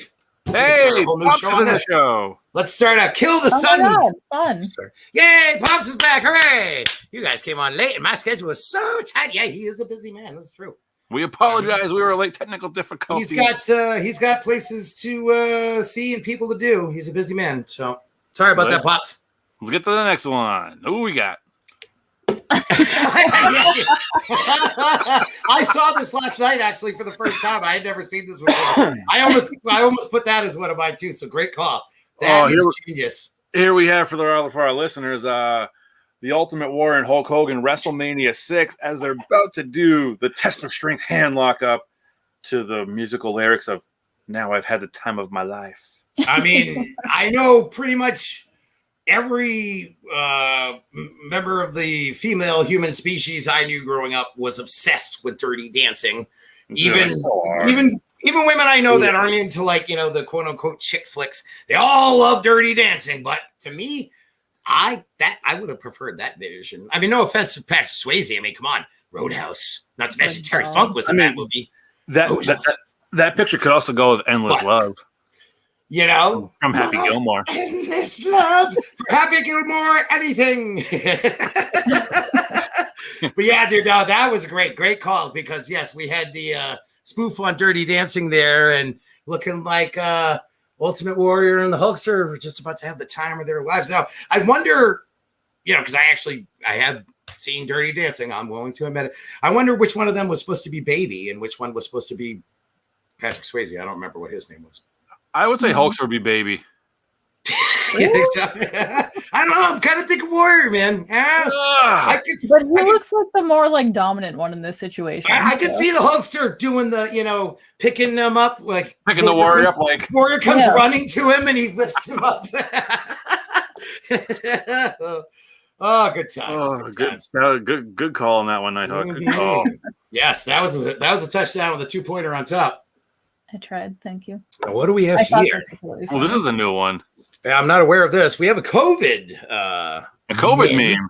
A meme, if you will. A meme. COVID-19 at 9:59 p.m. Undertaker's down. Undertaker's representing COVID here. At 10 p.m., COVID wakes up. People in pubs, oh shit, COVID's out. Gotta get home. Jane O'Mac Daddy. That I can relate to that because working in a bar myself when the whole COVID came into play, boy, were there a lot of people that were unhappy that they couldn't go to the bar. My favorite kind of alcoholics. Way to go, guys. Boy, was I could be home by 10:30. Yeah, right. I don't get me wrong. I got paid the same either way. I love my staff. I love everybody there. I still do. I don't work there anymore. But yeah, dude, these people were like ridiculous. It's like, dude, the liquor store is still open. All right. You fucking wino. I drink, whatever. I don't need to go out. I love the quarantine. I thought the quarantine was great. I don't need to go anywhere. Fuck this world. I got my computer. We got our wrestling. Why do I need to go outside? And you got your beers. I got my beers. And now we live in the age where I can get fucking robots to deliver this shit to me now. I really wouldn't have to leave. I don't have a use for it, so fuck it. Come on, COVID. Come on back. Macho Man with the elbow drop. Yes. Macho Man flying off the top, representing my cat ready for his breakfast. Shawn Michaels on the mat, about to receive the elbow drop, representing me in a deep sleep 10 minutes before my work alarm goes off. You know what? I saw this is another one, had never seen before. Saw this last night. Love it because I'm an animal lover. I've always loved cats. I used to have a lot of cats. I had a great cat named Diablo. He was the man, 17 years, best hunting cat I ever seen. Used to watch him eat rabbits whole and watch the little bunny feet go. I speared your cat when I stayed over your house. Everybody did, dude. I remember, who was it that, I don't know if it was Kevin, maybe it was you or the mighty Gabe. I don't know. Somebody stayed over my house one night, in my old folks' house, and back in the day, and said, like, dude, I woke up last night and your cat was sitting on in my chest, just looking at me like. That was me. Yeah, it was you. I thought it was. Me. Yeah, dude, yeah. So you know Diablo. That was the best. Love but, Diablo. Yeah, I gotta say, you know, it's gotta love. Yes, much props to the boy Diablo. I missed that cat. God damn it. But I'll bet you Pops loved that one because Pops is a now meow aficionado as well. So we saw that one to you, Pops. You saw my meow this past weekend. I did. I saw a quick glimpse of the meow. Yeah, he was. And you've seen my meow too. I posted a pic on Facebook yesterday of a meow towel because I was folding a meow towel. She cannot look me in his face now because I said she saw my meow. I hate it, but yeah, pineapple is great. You gotta. Do you have a beef with the kid's kitty there? No, she loves my cat. She just thinks it's funny that I said she saw my meow. Oh, sorry, that one went right over this guy's head. Clever. Meow. All right, let's get this show out of the gutter here, guys. Jeez. This is facts. Me to my remote control when it doesn't Great work. Carly slap doing a Ric Flair slap. I've never seen that one before. And that is the quintessential crap. I'm too lazy to get up and see if we have batteries. Just beat it. Yep. That's what you do. And I'm sorry. I just got to get this off my chest. People out there still call them clickers. They're not clickers. Remote. They don't click anymore. Back in the day, they clicked. They don't click no more. They are remotes. It's one of those things. Like I get it. So thank you. There we go. Remotes. I think we're starting yours now. Are we? Yes. Now we're into my picks. Please don't say anything, Brock. Never talk on the mic, Brock. Yeah, I love this because it's so true. Like, I mean, it just makes perfect sense. Because I mean, this is why they knew. Yeah, Brock is, Vince's Aryan dream. I hate to use the term, but it's true. But he couldn't talk for shit. So you put the best man on a mic in the business with him, and everything's gravy. But yeah, every once in a while, stuff like this would happen. And poor Paulie, look at him. He's like, the pain. Oh, yes. So thank you. Yes, we have now seen the horror that was Brock Lesnar's mic skills. So thank you, Nighthawk. What we got here? I like this one. You can't handle me, my Cactus Jack. You don't deserve my dude love. That's right, baby. Bang. I think that one's pretty self-explanatory. That one's just like. I posted that a few years back, and I was like, yeah, hitting it right on the head, dude. Bing. Nailed it. Mm-hmm. Hey, man, that one's for you, Mick. I love me some Foley. And this one is one of my all-time favorite chests. Yeah. So for our audio listeners, the caption says, Stone Cold Steve Austin has stunned 46% of the people in this photo, including the President of the United States. And there in the photo amongst a bunch of little children, I'm guessing that's the, 54% that Austin didn't stun because they're all children. for the kids. But you have Vince McMahon, you have Linda McMahon, you have Shane McMahon, you have Stephanie McMahon, you have Triple H, and best of all, yes, you have Donald Trump, who in fact did receive the Stone Cold Stunner. And no surprise, I actually did not know this until recently. I guess Austin just said, fuck it. And he was not supposed to give Trump the stunner. And that's why if you go back and watch it, the only other stunner that looks like as bad as that is the one time he had to stun Linda McMahon because he really did not want to do it. See, Pops is down with the dirt. I wasn't knocking it, dude. I'm just saying, back in the 80s, every single woman, every girl I knew loved that movie. Turned out he's not gay, but yeah, I've heard things about the old Big Balbowski. We'll just leave it at that. I hear things. Meow, meow, meow. Saucer of milk, table 2. So, I just got so distracted by Pops Ghostly's penis. What are we doing here? This one. Yeah, there we go. All right, so now we're gonna, at some point we're gonna have to go with the old choppy OPP for Pops Ghostly, Val Venus style.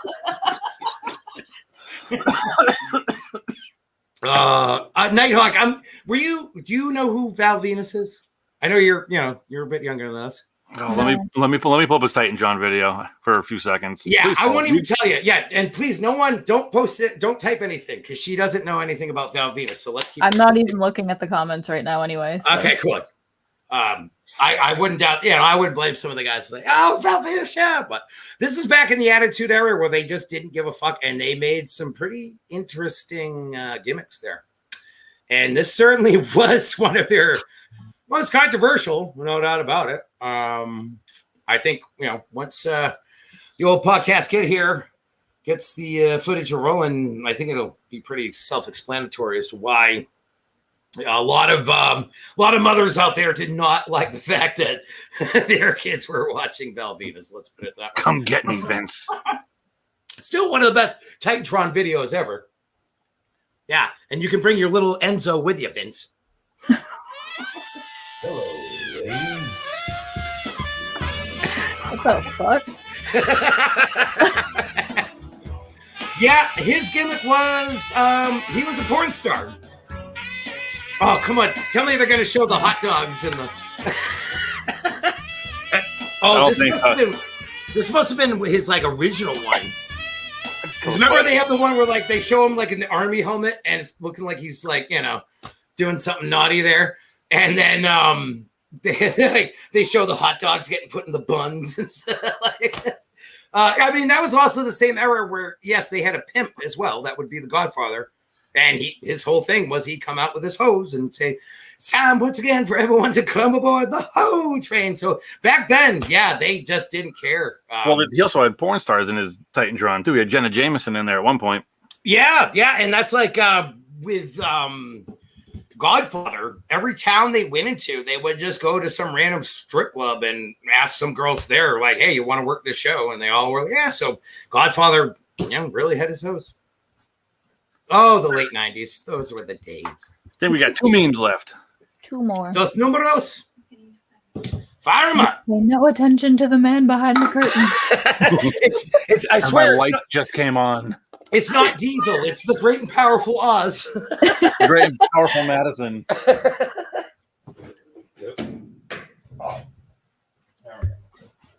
Where'd he go? I don't know. This is... Oh, we can't even read it.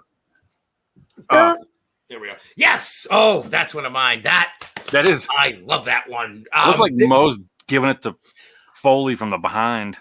What it is, it's a spoof from The Simpsons. There's someone out there who's been doing this for years. They take clips from The Simpsons and they make them into really, a lot of times they're really funny, but they're also really fucked up kind of memes.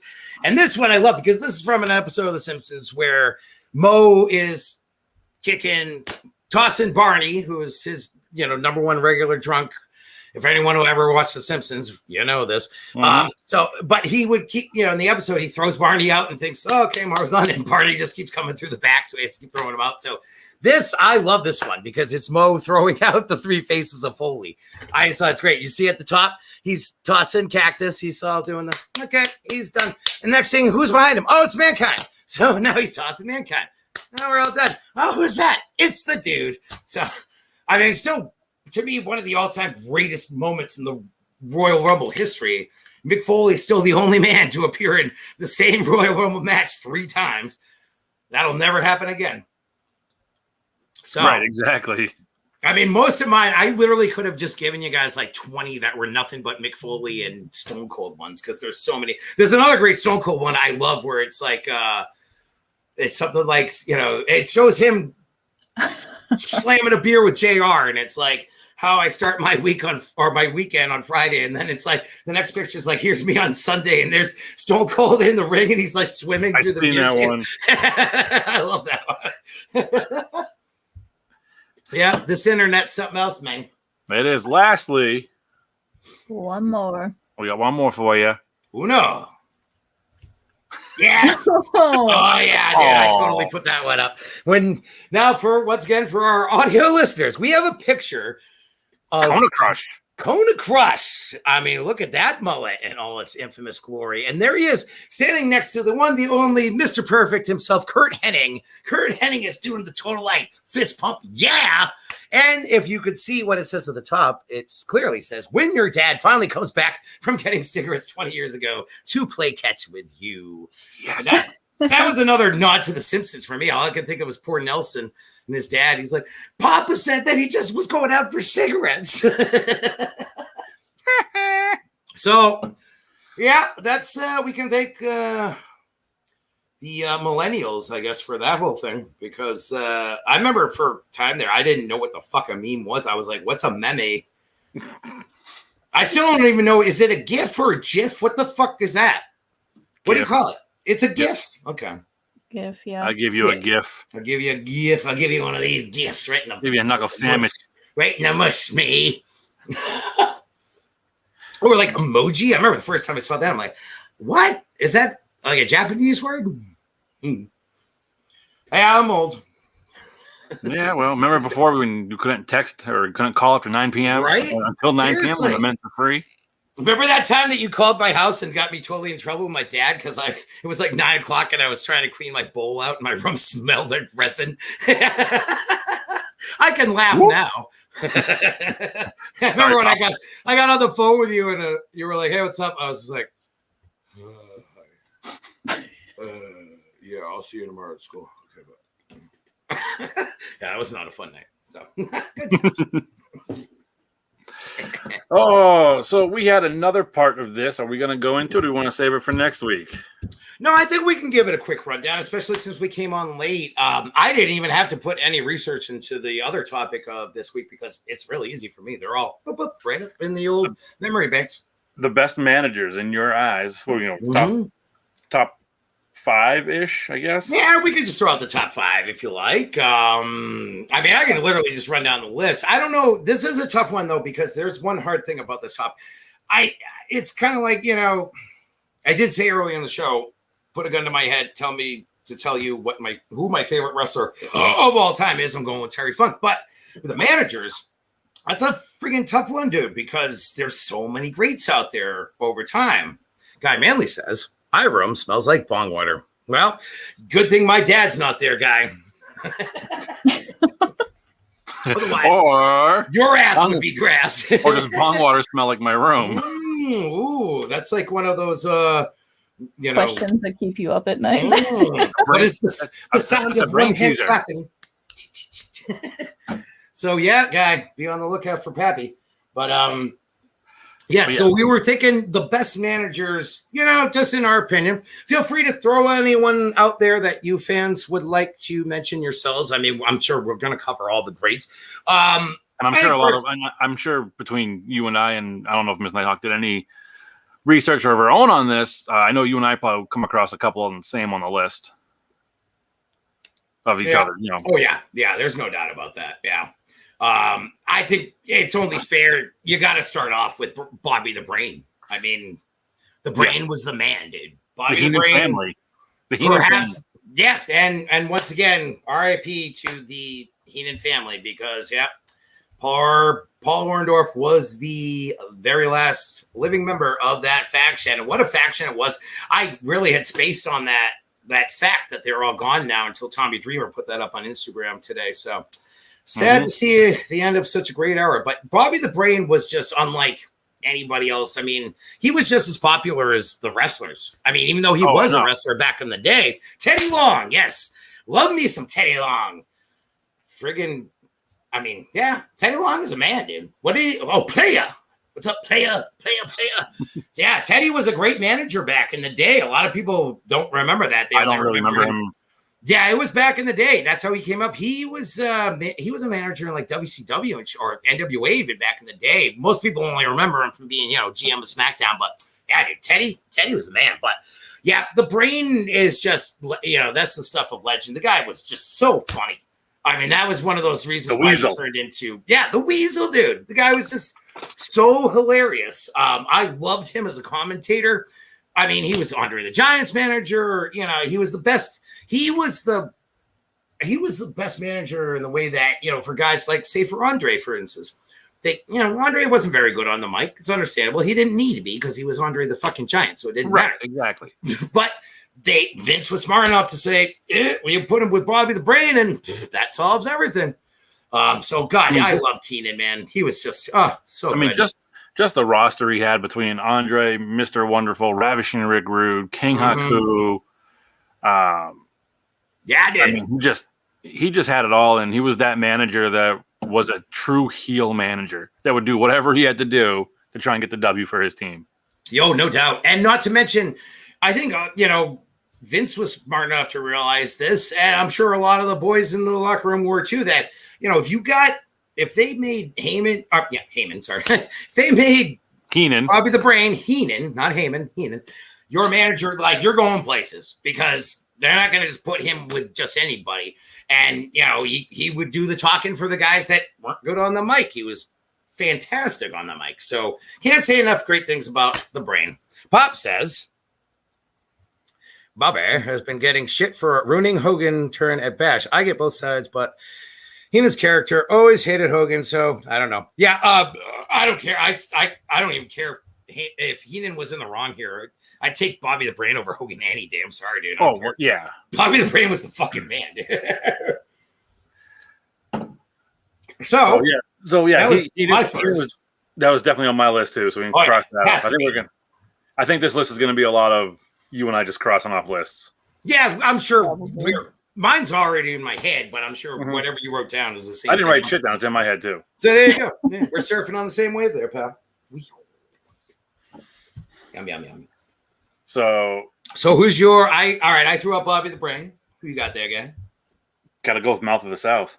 Oh hell yeah, dude! You can't forget about Mouth of the South, Jimmy Hart, and just as big as Bobby Heenan with his roster that he managed. Oh, absolutely. Yeah, Jimmy was. He was one of the most iconic managers, along right beside Bobby Heenan, coming up in the 80s and early 90s. Oh, no question. Who could ever forget the classic mullet, the sunglasses, the megaphone, of course, and then he always had the flashy colored suits there, and Jimmy Hart, man, I tell you, there's something about that guy. He is one of those guys I out of wrestling that I haven't met that I would really, really like to meet. Because not only everything I've ever read about him, but everything I've ever seen about him, he literally just seems like the sweetest guy in the world. He's like just so nice, and he's actually a really talented musician. He touched on that on one of our episodes. Yeah, when I was talking, I just found out recently that Terry Funk recorded a friggin' album in Japan back in '84 because he was just as big in Japan as Hogan was here at that time, and Jimmy Hart was the man who produced that whole thing, did all the music on it. Jimmy Hart came up with, the Hitman's theme song back when it was for the Hart Foundation. Obviously, he was the manager of the Hart Foundation. He managed some of the all-time greats, and he just always added that element to the match. That's what makes a great manager. they bring something to the table. They're not just standing there at ringside. It's like the fans are paying attention to them as well as paying attention to the wrestlers because they have that much to do with the storyline. So, just like Bobby the Brain, you can't say enough great things about the Mouth of the South, especially for anyone our age. I mean, there's two guys right there that if you were a wrestling fan coming up, I mean, that's like that's part of your childhood right there. Well, those are the two managers that, like you said, you're watching them as much as you're watching the match because you're watching them to see how they're going to interact to fuck over the opponent. Precisely. Because you got the Mouth of the South with, when he managed Honky Tonk, he's got the guitar, he's got the megaphone. But then you got the classic ones like Heenan at WrestleMania 5 when he held the Warrior's leg so Rick Rude beat the Warrior. Yeah, I did. So these are two managers, right off the top that, again, set the mark of what a manager is and should be in the world of wrestling. Absolutely. If I had to name a number one all time, I guess I'd have to go with Heenan, but Jimmy would be a really, really, really close second.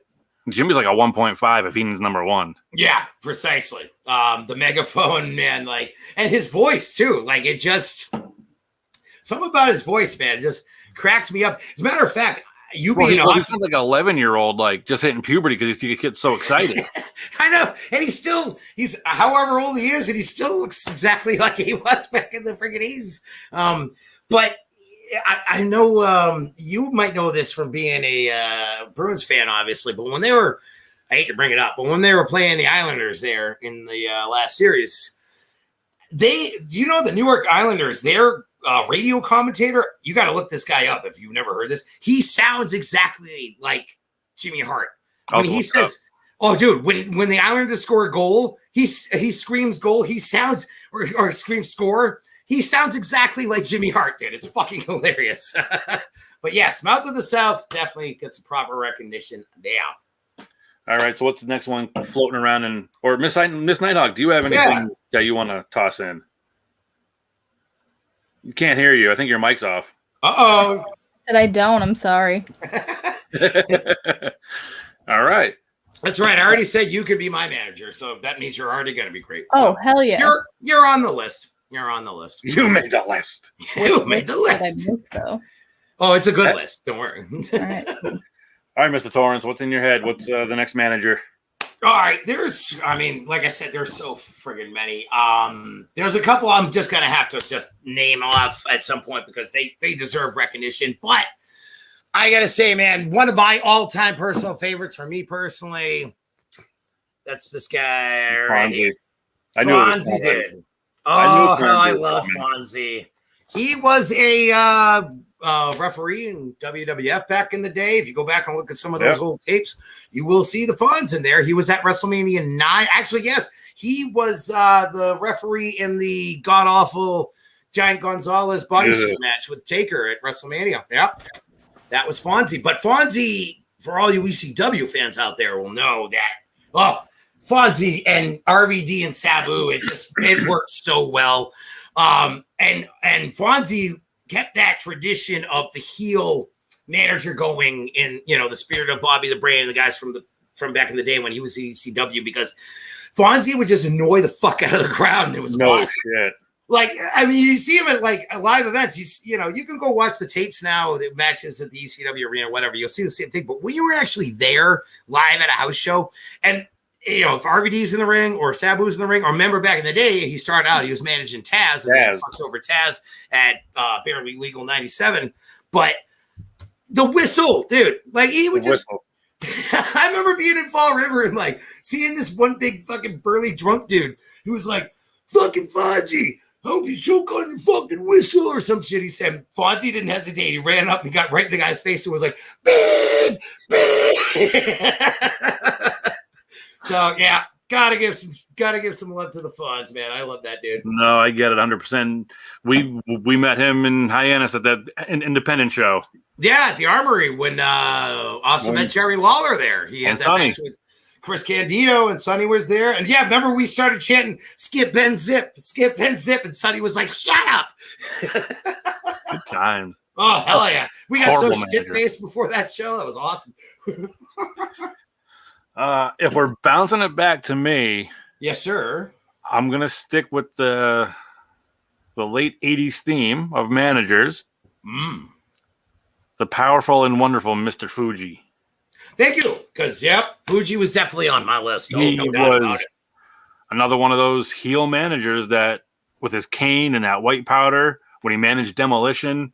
Oh God, yeah, right. And then, of course, everyone remembers. He went on to manage Yokozuna, and then he was also the manager. I loved when Yoko and Owen were the tag team champs, and he was the manager. Yeah, that was great. So but, you have to give the honorable mention to oh God, yeah. Fuji was a legend, man. He had a great wrestling career. I mean, you just mentioned him earlier. He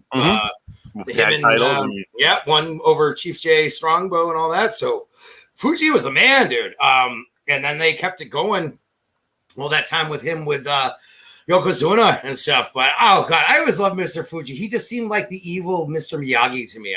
And I hope that doesn't sound racist, but back in the 80s though, WWF was pretty fucking racist. So sorry. We've already covered that. Sorry, Vince. Take us down again. Yeah, a lot of those gimmicks wouldn't go over so hot today. Let's just put it that way. All right. Fuji, what do you got? I mean, there's just so many to choose from. I know. That's what makes it tough. I mean, there's so many great ones, and I don't want to leave anyone out. I got to say, Paul Ellering from, the Road Warriors. Yep. He was a part of the Road Warriors. It didn't look right without him there. Fuji turned heel for Powers of Pain, made Demolition babyfaces. Pop Ghostly, you are correct, sir. We need to know your history on this day. You pass with an A. But oh God, I mean, geez, when you look back at it now, I mean, all right, we got to mention Slick. I was going to say Slick. Thank you. You got to say Slick. I had Slick on my list. I also had Harvey Whippleman, just because Harvey Whippleman. And Jim Cornette, obviously. That's a given. You got to put Cornette up there. I'm even going with Heyman in the WCW days with the Dangerous Alliance. Yeah, good call. Kevin Sullivan and Cactus Jack, with his big Zach Morris cell phone. Yes, that he kept that gimmick going in ECW. I remember when he hit like 911 with it and he chokeslammed him. But you can go on and on. I mean, you can go to all the ladies in ECW with Beulah and Francine. Oh yeah, Francine and Beulah. I mean, come on. I mean, you got to give props. And WWE too. You got to give props to Sonny, Marlena, and even Lita. Lita started out kind of being the manager of the Hardy Boys. But there's one that we might as well never do this show again if we don't mention him. Oh, yes. Paul Bearer, dude. Come on. Yeah, you can't go wrong, Paul Bearer. I remember I loved The Undertaker so fucking much growing up. I'm not afraid to lie. I mean, this was 97, 96, maybe, whatever the funk. But the infamous Boiler Room Brawl match when Paul Bearer turned on the Taker. Dude, I'm sorry. This is how much of a wrestling geek I am. I watched that pay-per-view, SummerSlam Live. I cried. I'm not afraid to admit it. I fucking cried. I couldn't believe that fucking Paul Bearer could do that to the Taker, man. Like, that was one of those, okay, they're going to be together forever, right? Nope. So Paul Bearer, may he rest in peace. And not to mention, excellent call on the Bear Man. Pops. He knows what's up. But Paul Bearer, not to mention Paul Mooney, I believe was actually his real name. Mm-hmm. And when you know it, he was actually a legit mortician for real. And he was a wrestler back in the day too. His name was Percy Pringle back in the day. Pringle. All right. Percy Pringle. Right. But what a storied career. And, he was another one of those wealth of knowledge guys. But think about it. The Undertaker can easily be called, there's no doubt about it, one of the greatest wrestlers ever. Oh, 100%. How much of his gimmick would have been taken away if he didn't have Paul Bearer's presence to go along with him all those years? Because Paul added that a lot to that character. There's no fucking doubt about it. No, absolutely. It's what made Undertaker in those beginning years. Mm-hmm. With the power of the urn, and when the Undertaker wasn't really cutting promos, and all he would say was "rest in peace," and it was Paul Bearer cutting the promos when Taker's cutting the coffins, or he's in the wood shop, or dude. All you heard was Paul Bearer's voice and his paisley white skin. And that's all you would hear. And then you would see Undertaker and his eyes roll back in his head, and all he would say was "rest in peace." But those promos were made by Paul Bearer. Absolutely. Yeah, you nailed it, dude, because it's true. And that's what made that gimmick work so well. Like I said, I don't think, I mean, I'm willing to bet that, yes, the Undertaker would have had great success, but that added element of Paul Bearer just made that gimmick that's what made it work so well. And God, still to this day, it still cracks me up just hearing the, "Oh, my Undertaker." Oh. I used to be able to do that voice a lot better before I, killed my lungs for fucking 30 years. But yeah, God, Paul Bearer, he's another one too. I mean, this is really tough for me. It's easier to name a favorite wrestler of all time than it is manager, honestly. Let's not, before we sign off for the night, let's not forget the bodyguard Virgil. How could anyone ever forget Lonely Virgil? Because yes, he was definitely on my list. Probably the worst manager, worst bodyguard, worst gimmick ever. But everybody's got a price. Poor Virgil. Yep. What's that? I said, ain't that the truth? Right? And it's so funny to watch. I mean, I love what he's done. He was smart. A lot of people don't realize what he did with this whole Lonely Virgil gimmick, but guess what? It worked because it got him a lot of friggin' notoriety, a lot of publicity, and he's at all these Comic Cons, and they brought him on. I remember Chris Jericho brought him on AEW last year, as a matter of fact. So Virgil, not as stupid as one might think there. Oh crap! And there was at least one more person I really, really, really wanted to mention. Now why am I forgetting? Well, you got to. I mean, this is back before our day, and this is once again a name that would never work nowadays.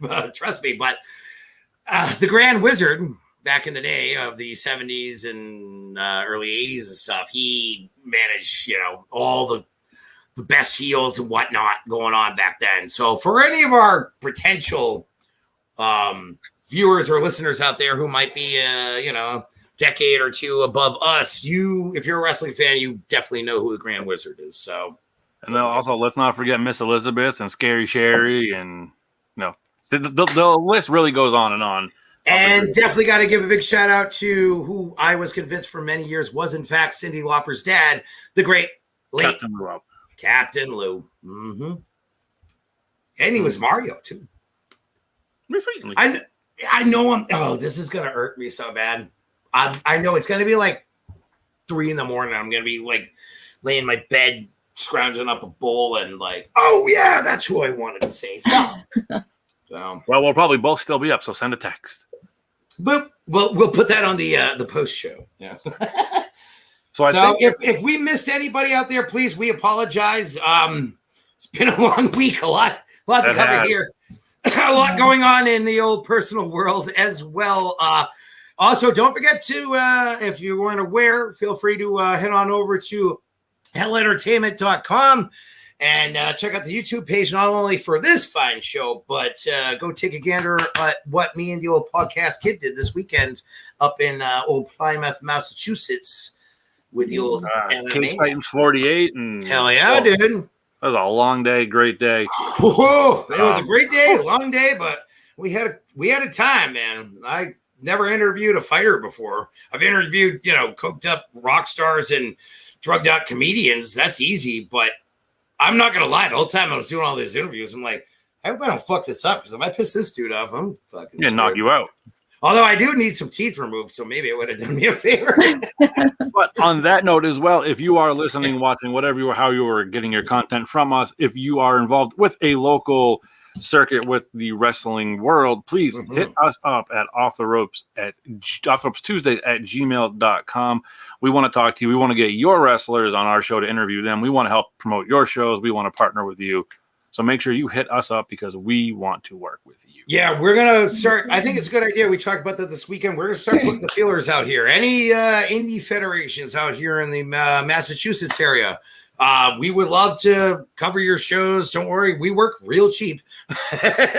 And we just want to help promote your business. We want to promote our shit too. We love wrestling. Obviously, you love wrestling. I would really like to try and get involved with some sort of indie federations. Anybody out there, feel free to hit us up. The podcast kids put up our contact info and all that jazz. We're pretty easy to find. So if you're out there, give us a pretty kick-ass photographer who would love to come out and shoot. Hell yeah. Get some photos.